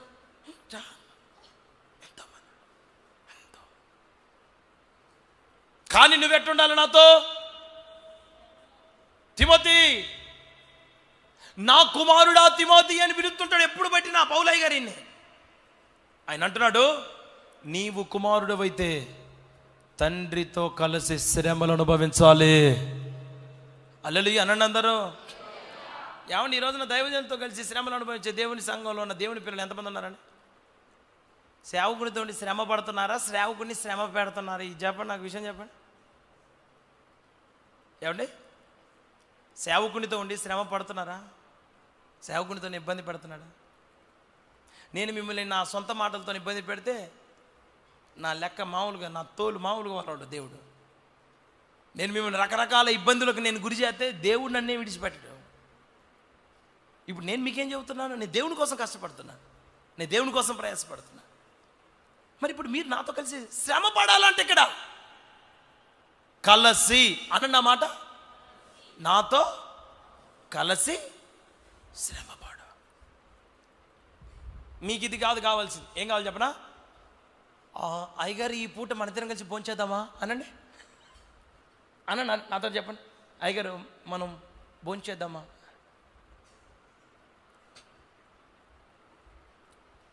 ప్రతి మీటింగ్ అయిపోయిన తర్వాత చాలామంది దైవజనులు వస్తున్నారు, వాళ్ళ సంఘాలు తీసుకొని వస్తున్నారు. అయ్యగారు మేము ఫోటో దిగుతాం అంటున్నారు. ఫోటో దిగడం తప్పు కాదు, నేను దానికి వ్యతిరేకం కాదు, ఫోటో దిగచ్చు. ఫోటోలు దిగే వాళ్ళు చాలామంది ఉన్నారు, దిగి చాలామంది పోతున్నారు. ఇప్పటికి చాలామంది వచ్చారు, ఫోటోలు దిగారు, పోయారు. ఫోటో దిగి పోయే వాళ్ళు కాదు కావాల్సింది, శ్రమ పడే వాళ్ళు కావాలి. ఇక్కడ ఈ పని జరగటానికి, తీర్మాన పండుగలు జరగటానికి ఎన్ని జిల్లాల్లో పోస్టర్లు, ఎంతమంది దైవజనులు వేశారు. దైవజనులు, విశ్వాసులు కాదు, దైవజనులు పనిచేశారు తీర్మాన పండుగల కోసం. నాతో కలిసి దైవజనుడితో కలిసి శ్రమలు అనుభవించడానికి నువ్వు సిద్ధమేనా? శ్రమ పెట్టడానికి రెడీయా? నీ అంత చూసుకుంటాలే అనండి. నీకుందిలే నా చేతిలో చెప్పండి. అయిపోయినా కాసుకో చెప్పండి. ఇప్పటి నుంచి చూపిస్తానా తడాక అనండి. అనండి, నన్ను కొంచెం ఒకసారి బెదిరియండి. ఒకసారి ఏంది రోజు చేసేది అదే అని చెప్పండి. నేను మళ్ళా చెబుతున్నా, నన్ను ఏదో ఉద్ధరించడానికి మీరు చర్చికి వచ్చేది అయితే మానుకోండి, మీకు దండం పెడతా. ఒక్కడనైనా పరలోకం తీసుకుపోవాలని కష్టపడుతున్నా. బోర్డు చూసింటామంది, షాలో మందిరానికి దాడి, పరలోకం పోవాలనిపిస్తే రా, లేకపోతే అటు నుంచి చదువుకొని ఆటో ఎక్కిపో. అది నీకు టీ కొట్టి ఉంటుంది, అత టీ దాగి గట్టు నుంచి అటుపోను. మరి మీరందరూ ఎంతో కష్టపడి వచ్చారు, మీ పళ్ళు మానుకున్నారు, బరిగొడ్లను కూడా ఇంటి దగ్గర కట్టేశారు. మీరు రావడం చాలా సంతోషం. నానా వచ్చావా అని అంటాను అనుకున్నారా? సమర్పణతో కష్టపడుతున్నా, తిప్పలు పడుతున్నా, చచ్చిపోతున్నా, కాళ్ళు వాసుకొస్తున్నాయి. నేను ఇప్పుడు ఏమంటున్నానంటే, సేవకునితో శ్రమపడే సంఘం ఎప్పుడు తయారైంది? తండ్రితో. ఇన్ని రోజులు నేను ఉపవాసం ఉంటున్నానని చెప్పి మీరు ఎంతమంది ఉపవాసం ఉన్నారు మీలో నాకు చెప్పండి. సరే, నాకు సంబంధించి చాలామంది నాకు ఉపవాసం ఉన్న వాళ్ళు కొంతమంది చెప్పారు. మిగతా వాళ్ళు నాకు చెప్పండి. అయ్యగారు నువ్వు తినకపోయేసరికి నాకు తినపతి కాలేదని చెప్పండి. నా దగ్గరకు చేంజ్ అవుతుంది. అబ్బా ముక్క బాగా ఉడికింది అయ్యగారు కమ్మగా అనండి. నిన్న పైనుంచి భోజనం చేసి కిందకు వచ్చి ఒక ఆయన పేరు చెప్పను, ఊరు చెప్పను, ఎందుకులే కానీ ఆయన వచ్చి అబ్బా మొక్క బెల్లం మొక్క ఉన్నట్టుంది అయ్యా అంటాడు. ఆహా బతుకుపో అని చెప్పి అనుకున్నా, ఎందుకులే నీ జోలు రాకూడదు పూట. కానీ దైవజనుడితో కలిసి శ్రమలు అనుభవిస్తావా, సోకులు పడతావా? నేను ఎక్కడికైనా మీటింగ్లు పోతే ఎవరిని దేశపోదామంటే నాకంటే ముందు వాడే ఉన్న పెరుగంత వాడేసుకుంటాడు. గడ్డ మీద ఉన్న మీగడయ్యి అంటుండు వాడు. నేను దేశపోతే వాళ్ళు అడుగుతున్నారు, అయ్యా ఏం తింటారయ్యా, ఏం తాగుతారు, ఏం తింటారు? వీడు చెప్పటం, అయ్యా ఓన్లీ తలకాయి కాళ్ళు వరకే, మధ్యలో ఈ పొట్ట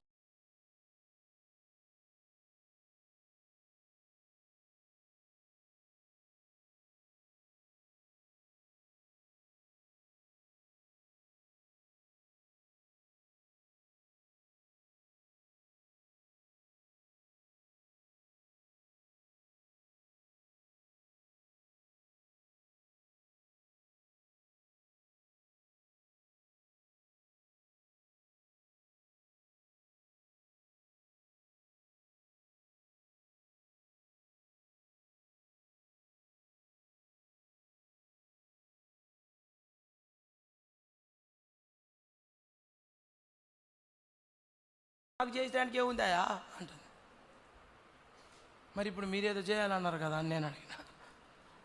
చేయలేకపోయాను అంటున్నావు కదా, ఏం చేయలేకపోయానో చెప్పు, నీకు దండం పెడతా. అదే మీరు ఓన్లీ తల కాళ్ళు మధ్యలో వద్దంట, ఈ రెండే కావాలని అడిగిందంట కదా. ఎవరు అడిగినారు నీకు? అదే మీరు చెప్పారని బ్రదర్ చెప్పారని. నేను వాడిన బ్రదర్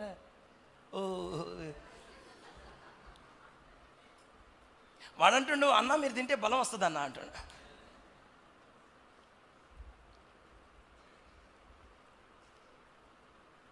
అందుకోసం నా సంచి నేను ఎత్తుకొని, నా పరుపు నేను ఎత్తుకొని 38 సంవత్సరాలు ఎట్ట పోయిండో అట్ట పోతున్నా ఊర్ల మీద.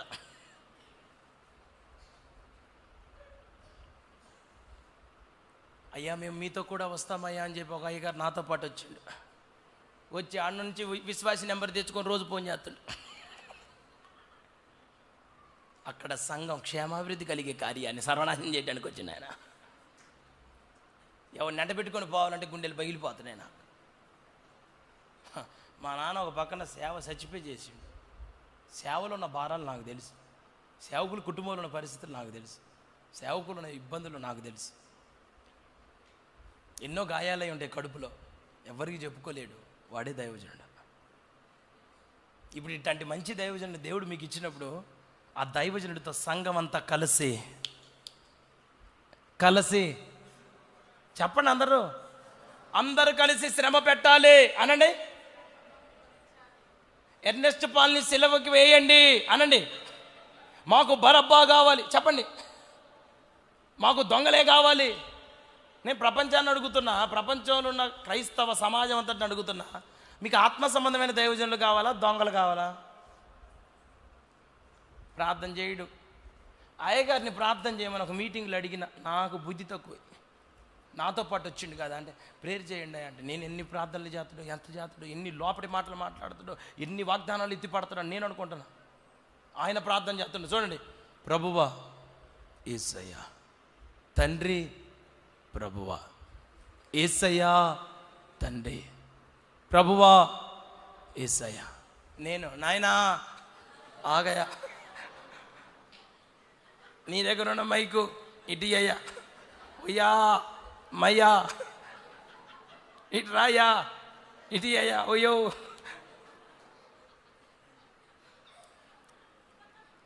అరే నీకు ప్రార్థన కూడా చేయడం రాక పాట అవుతుందిరా తండ్రి. ఆ పిల్లలు ఇక పెద్ద పక్షి దగ్గర చిన్న పిల్లలు కనుక ఓకే ఆకలైనట్టు రెపరెపలాడకుండా సంఘం అంతే అదే.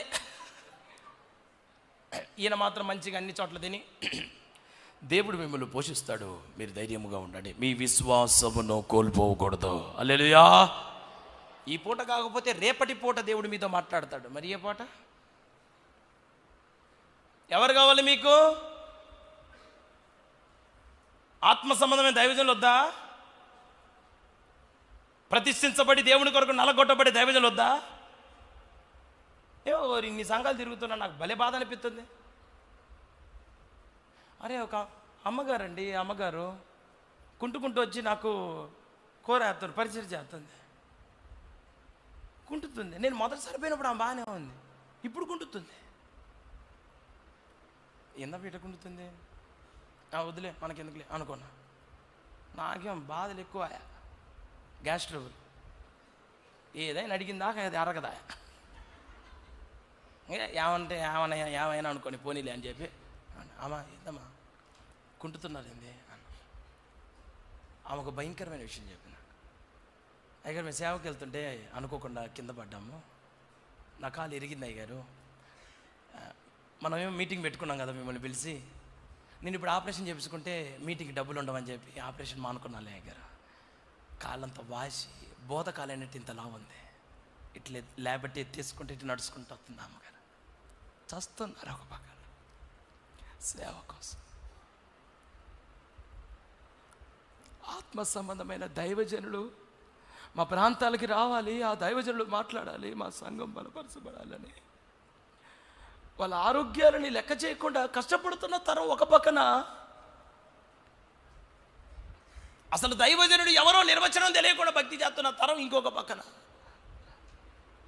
ఆ రోజున యేసయ్యే నిలబడితే యేసును కోరుకోనే ఈ లోకంలో ఉన్న ప్రజలు ఈ కాలంలో కూడా ప్రతిష్ఠించబడిన దైవజనులు ఎవరో, భారము కలిగిన దైవజనులు ఎవరో, బాధ్యతాయుక్తంగా పనిచేస్తున్న వాళ్ళు ఎవరో అర్థం కావట్లేదు. నామకార్థంగా ఉన్న సంఘాలలో ఆ పాస్టర్ గారు పట్టించుకునే పని లేకుండా భోజనాలకు ఒకటి స్పాన్సర్ అంట, పట్టాలకు ఒకటి స్పాన్సర్ అంట, మైకులకు ఒకటి స్పాన్సర్, లైట్కి ఒక స్పాన్సర్, ఆర్కో స్పాన్సర్, ఈడికో స్పాన్సర్. ఆత్మ సంబంధంగా పిలువబడుతున్న దైవజనుడి దగ్గరికి పోతేనేమో ఆయన కిడ్నీలే ఆయనకి స్పాన్సర్, ఆయనకున్న కిడ్నీని ఇడ్లీలాగా అమ్ముకోవాలి. ఇప్పుడు ఒక్కడు సహకరించడు.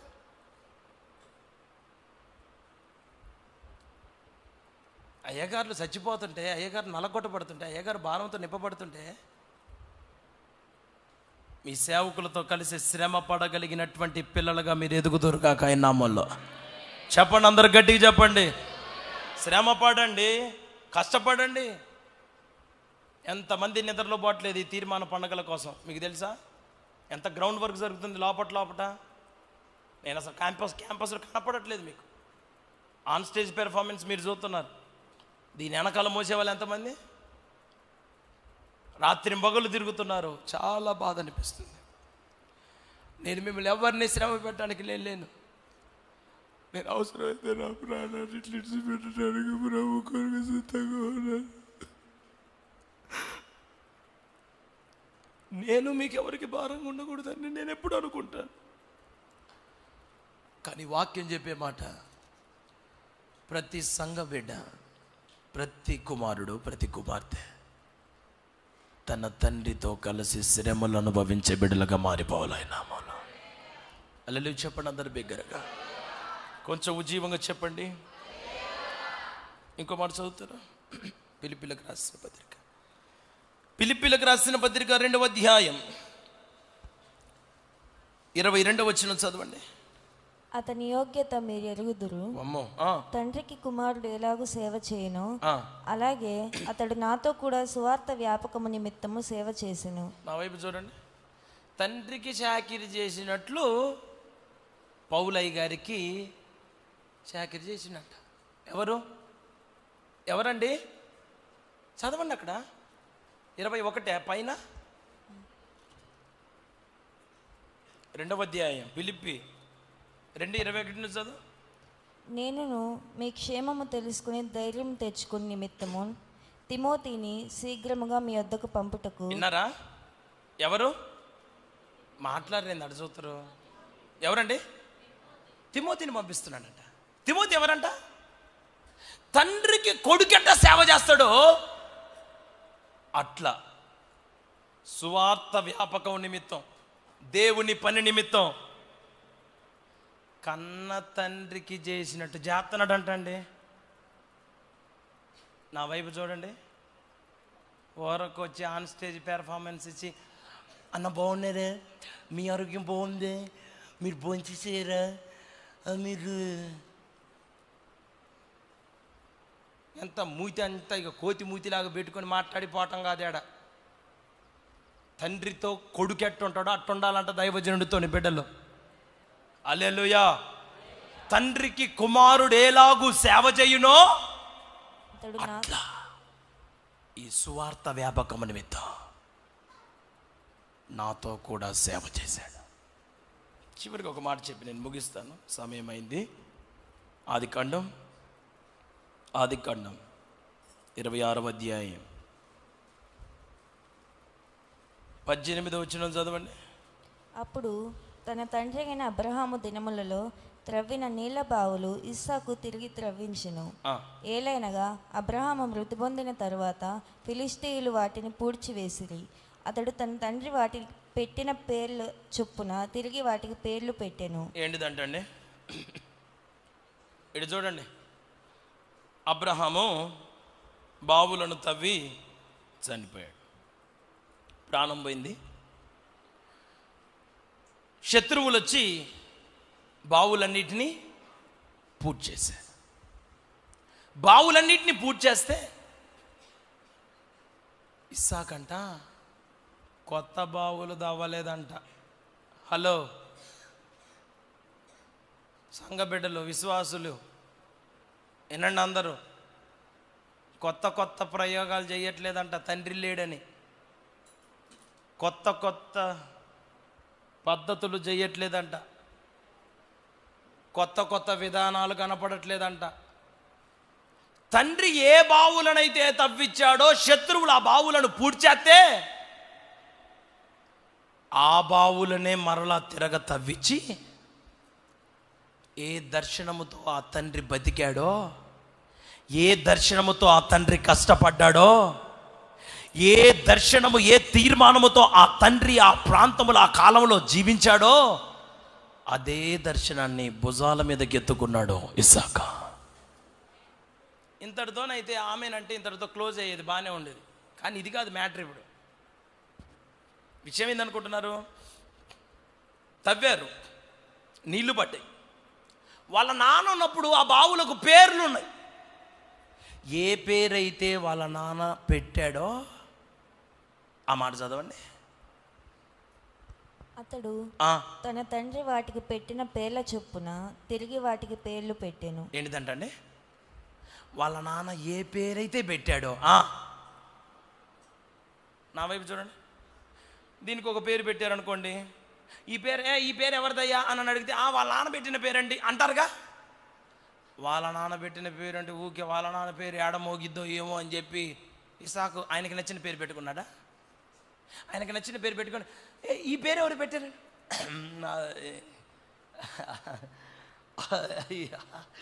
ఏ సిగ్గుపడండి.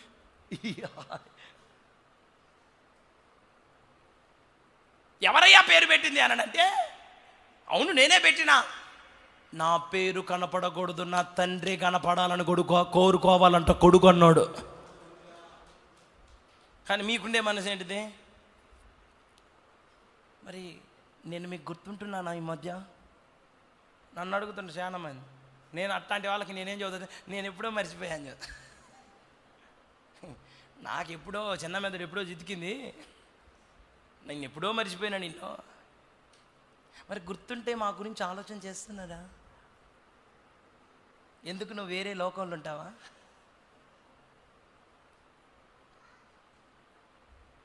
కష్టపడి బావులు తవ్వినా, కష్టపడి జలలు గల ఊటలు పడేటట్టుగా కష్టపడి ప్రయాసపడ్డా పేరు మాత్రం తండ్రి పేరే అక్కడ వినబడాలని కోరుకున్నాడు ఇస్సాకు. ఈ రోజున సంఘంలోని విశ్వాసులకు ఏ మనసు ఉండాలా? గొడవలు, విభేదాలు, రోత, పెంట. ఇంతమంది దైవజనులు ఉన్నారు, చాలా మంది కింద కూర్చోబెట్టినా. నేను ఒక్కళ్ళనుకో స్టేజ్ ఎక్కాను మొదటి నుంచి కూడా అంతే. ఎందుకంటే మా నాన్న అదే చేసిండు కనుక. మా నాన్న ఎవరిని ఎక్కనీలేదు కానీ నేను ఎక్కనిస్తే వస్తానంటేనేమో మరి హల్లెలూయా, మరి ఎక్కనిపోతే హల్లెలూయా అనండి. అట్ట అనుకున్న వాళ్ళు అయితే బస్సులు వేసుకొని ఎందుకు వస్తారా? మీరు నన్ను ఏదో అనుకుంటారని నేను ఎప్పుడు భయపడను. నా తండ్రి ఏ నడిపింపులో నడిచాడో అదే నడిపింపు మీకు ఎప్పటికీ చూపించాలని నేను కూడా కోరుకుంటున్నాను. ఇప్పుడు మీరు కోరుకోవాల్సింది ఏంటిదంటే, తండ్రి పేరు తప్ప నీ పేరు ఎక్కడ కనపడకుండా బతకాలను. ఇక్కడ కష్టపడింది ఆయనే, ప్రయాసపడింది ఆయనే, శత్రువుల మీద జయాన్ని పొందింది ఆయనే, పూడిపోయిన బావులను తిరిగి తవ్వించింది కూడా. ఇంత కష్టపడ్డప్పుడు నువ్వు కనపడాలిగా. మరి వద్దో, ఆ పేరు నేను తిరిగి పెట్టించాడు. కష్టపడతాను, నాకు పేరొద్దు. ప్రయాసపడతాను, పేరొద్దు. ఇబ్బందికి గురవుతాను, పేరొద్దు. వద్దు, నాకేదొద్దు. వాడు కొడుకు అంటే ఇక్కడ తండ్రికి ఇటువంటి కొడుకులు కావాలని మీ తండ్రి కూడా కోరుకుంటున్నాడు ఈ పూట. అల్లెలు చెప్పండి అందరు బిగ్గరగా. కష్టపడు, ప్రయాసపడు, నీ పేరుతో పని లేదు. అందుకోసం మనకి మీటింగ్లన్నీ అయిపోయినా కానీ మనకి ఓట్ ఆఫ్ థ్యాంక్స్ ఉండదు. కాబట్టి లైటింగ్ వారికి, సౌండ్ సిస్టమ్ వారికి, హాయ్ సౌండ్ సిస్టమ్ వారికి మరి మీ అందరికీ ప్రేమపూర్వక ధన్యవాదాలు తెలియజేస్తున్నాం. కాబట్టి పట్టలేసినోడికి, పట్టలేపినోడికి, పట్ట దించినోడికి, సాంబార్ వడ్డించిన వాడికి, సొరకాయలు ఇచ్చిన సుబ్బారావుకి,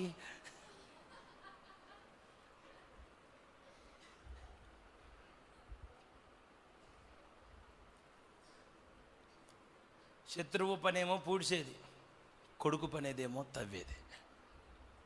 నేను ఒక మాట మిమ్మల్ని అడుగుతున్నాను, మీరు శత్రువులా కొడుకులా? కషాయులమయ్య గారు అనండి. మేము తవ్వము, నిన్నే పొడిచి పారేస్తాం అనండి.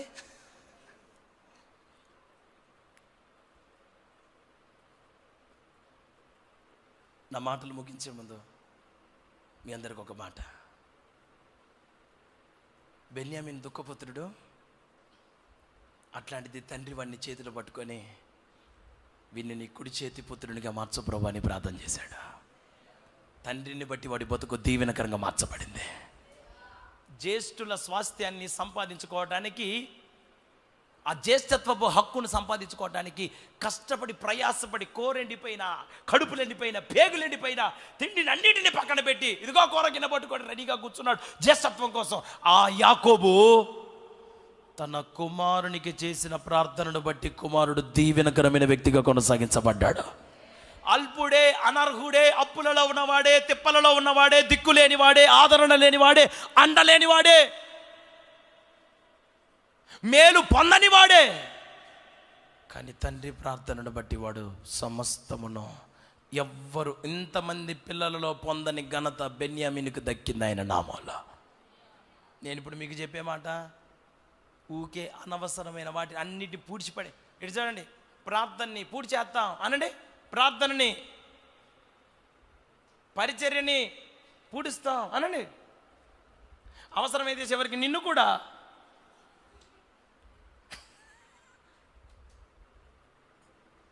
పూడిసి పాతేస్తావా?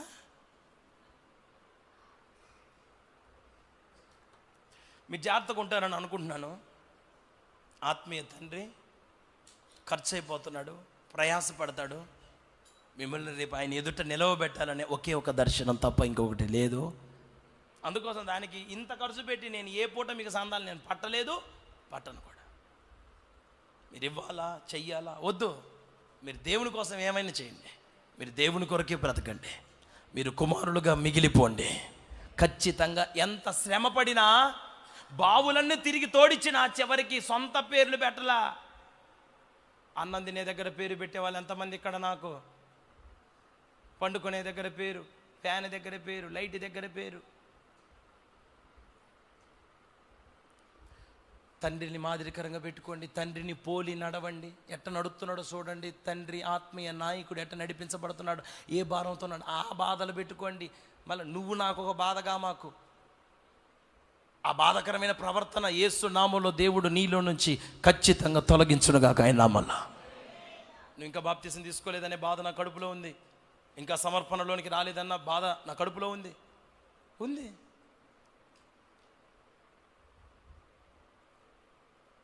జ్యేష్ఠులు భ్రష్టులైపోయారు, భ్రష్టులు శ్రేష్ఠులైపోయారు.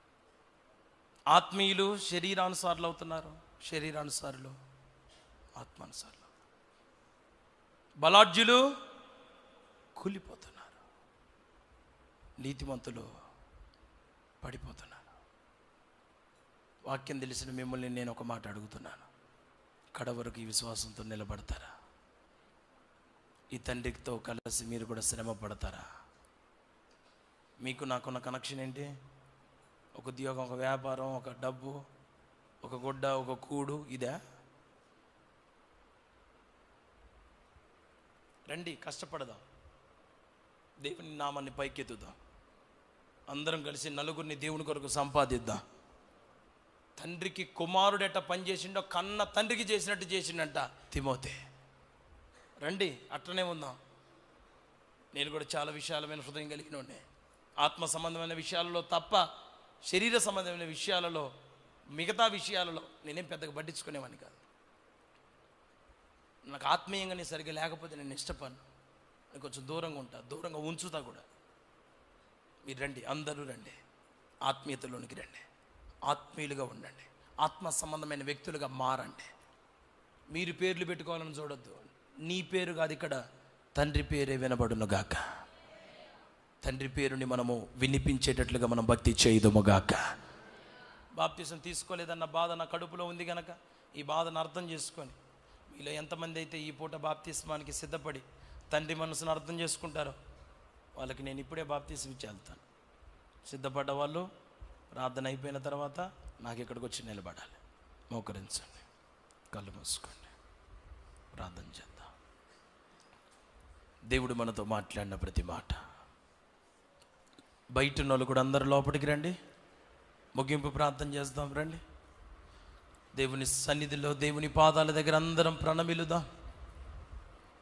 ప్రభువా, తండ్రి, బెన్యామీను జీవితం దీవెనకరమైన జీవితంగా మారిపోయింది.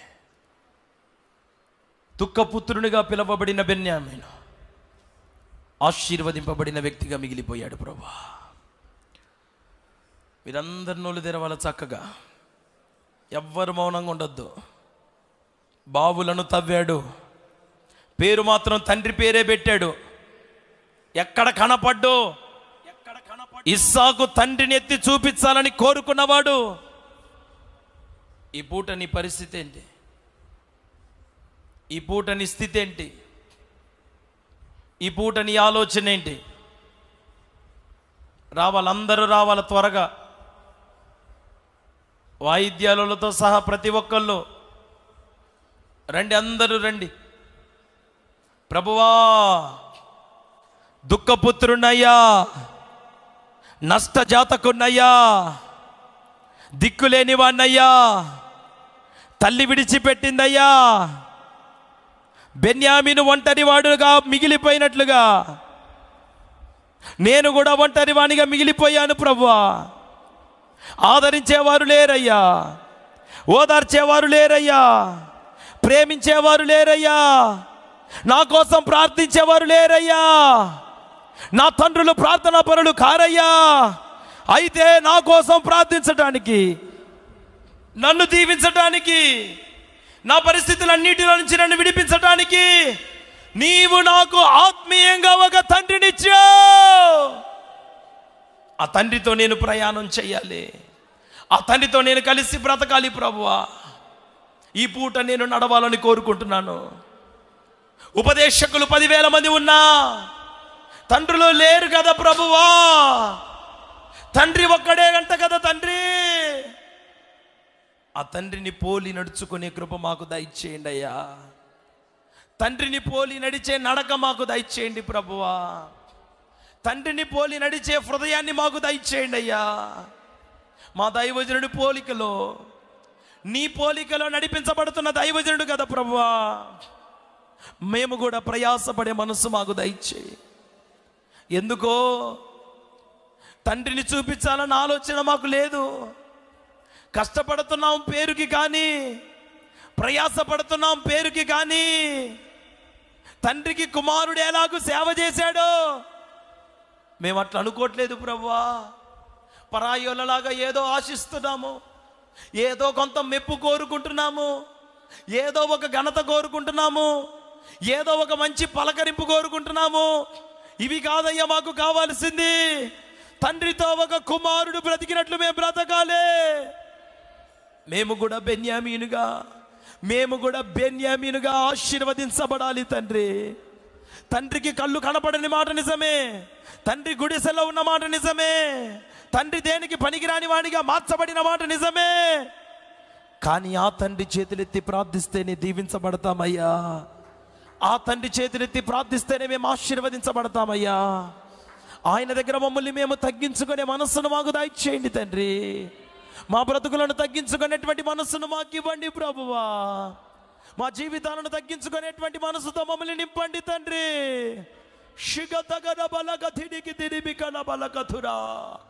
ప్రభువా, మందరికి ఆ మనస్సు దయచేయండి ప్రభువా. మమ్మల్ని అందరినీ ఆ మనస్సుతో నింపయ్యా.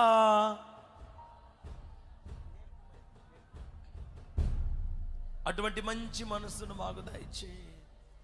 తండ్రితో ఎట్లా ప్రవర్తించాలో మాకు నేర్పి అయ్యా, నేర్పి ప్రభువా.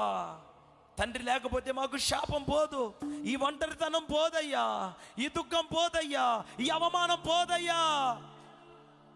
తండ్రితో నడిపించబడగలిగినటువంటి స్థాయిని మాకు పెంచండి తండ్రి. మమ్మల్ని ఆ విధంగా చేయండి ప్రభువా.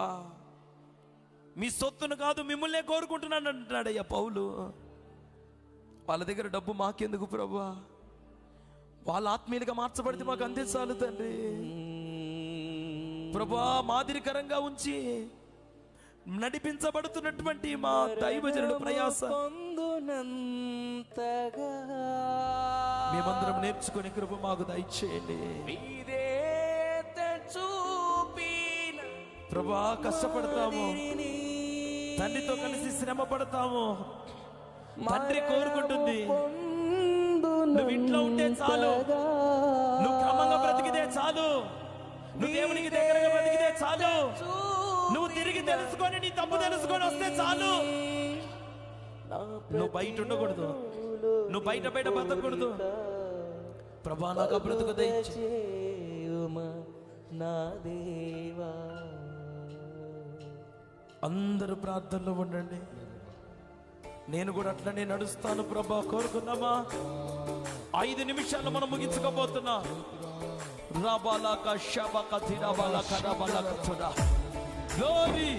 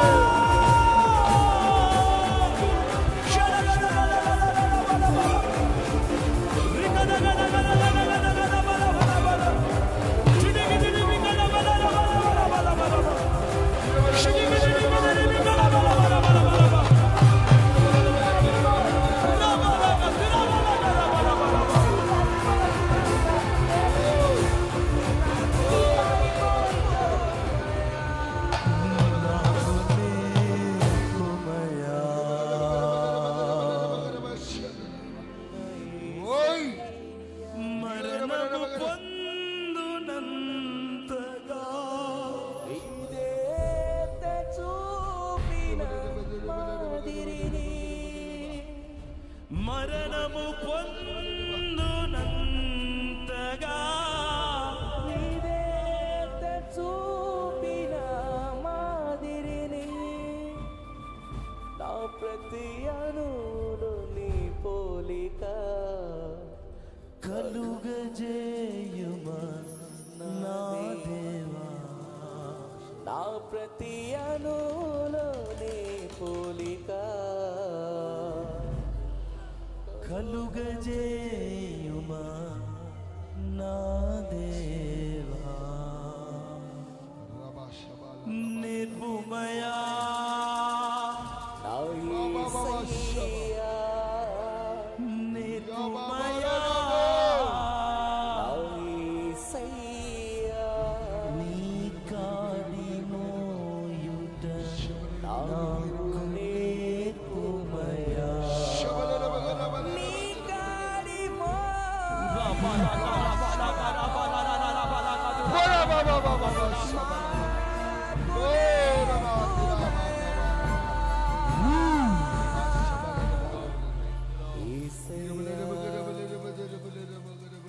యేసయ్యా, నీ కాడి మోయుట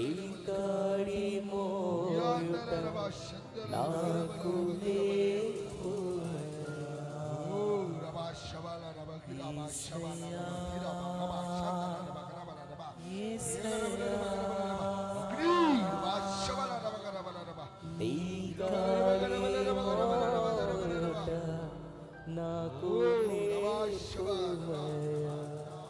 పరమ తండ్రి, మాట్లాడిన ప్రతి మాటను బట్టి వందనాలు. బెన్యామీను దుఃఖపుత్రుడే, పుట్టుకతోనే ఎందుకో ఆ దుఃఖం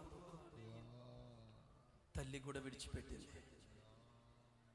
పుట్టుకతోనే దిక్కులేని వాడిగా పుట్టాడు, ఒంటరి వాడిగా బతుకుతున్నాడు.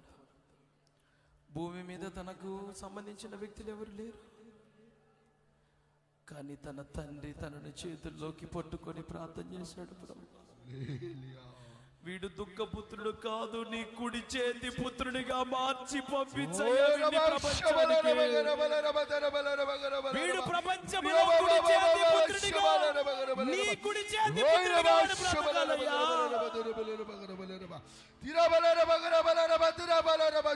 తండ్రి, ఆ ప్రార్థనను విన్నావు.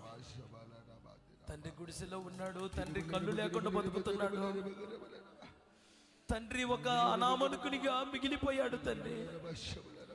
కానీ రాజుగా ఉన్న యోసేపు తండ్రి దగ్గర ప్రణమిల్లుతున్నాడయ్యా. వాస్తవంగా తండ్రితో ఏ అవసరం లేకపోయినా తండ్రి దీవెన కావాలని యోసేపు తెలుసుకున్నాడు. ప్రభువా, ఈ దినాన నీ బిడ్డలు ఎంతమంది దుఃఖములో ఉన్నారో, ఎంతమంది ఒంటరితనముతో ఉన్నారో, నాకంటూ ఎవరు లేరా అని బాధపడుతున్నారు, వారిని నిశ్చయముగా ఈ దినాన నీవే నీ కుడి చేతి పుత్రులుగా ఆశీర్వదించుదువుగాక.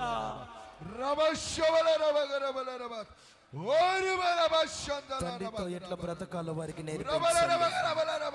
తండ్రితో అడుగులు వేయటం వారికి నేర్పించండి. తండ్రితో శ్రమ పడటం వారికి నేర్పించండి.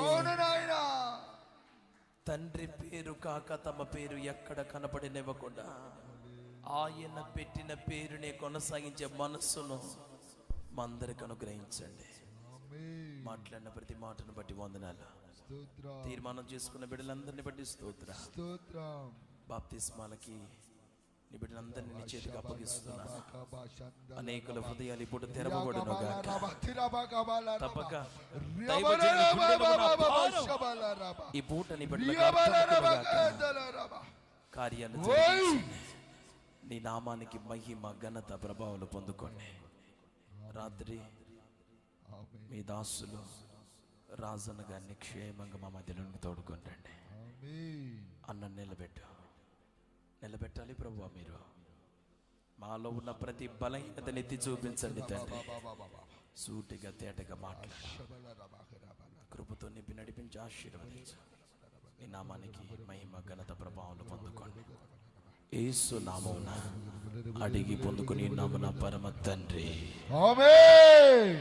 ఆమేన్. ఆమేన్. హల్లెలూయా. హల్లెలూయా.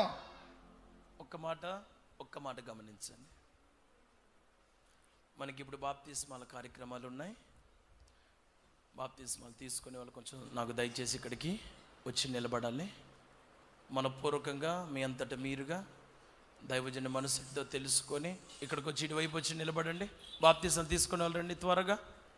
ఒకళ్ళ మొహాలు ఒకళ్ళు చూసుకోకూడదు, అటు రావాలి. పురుషులు ఇటు నిలబడండి.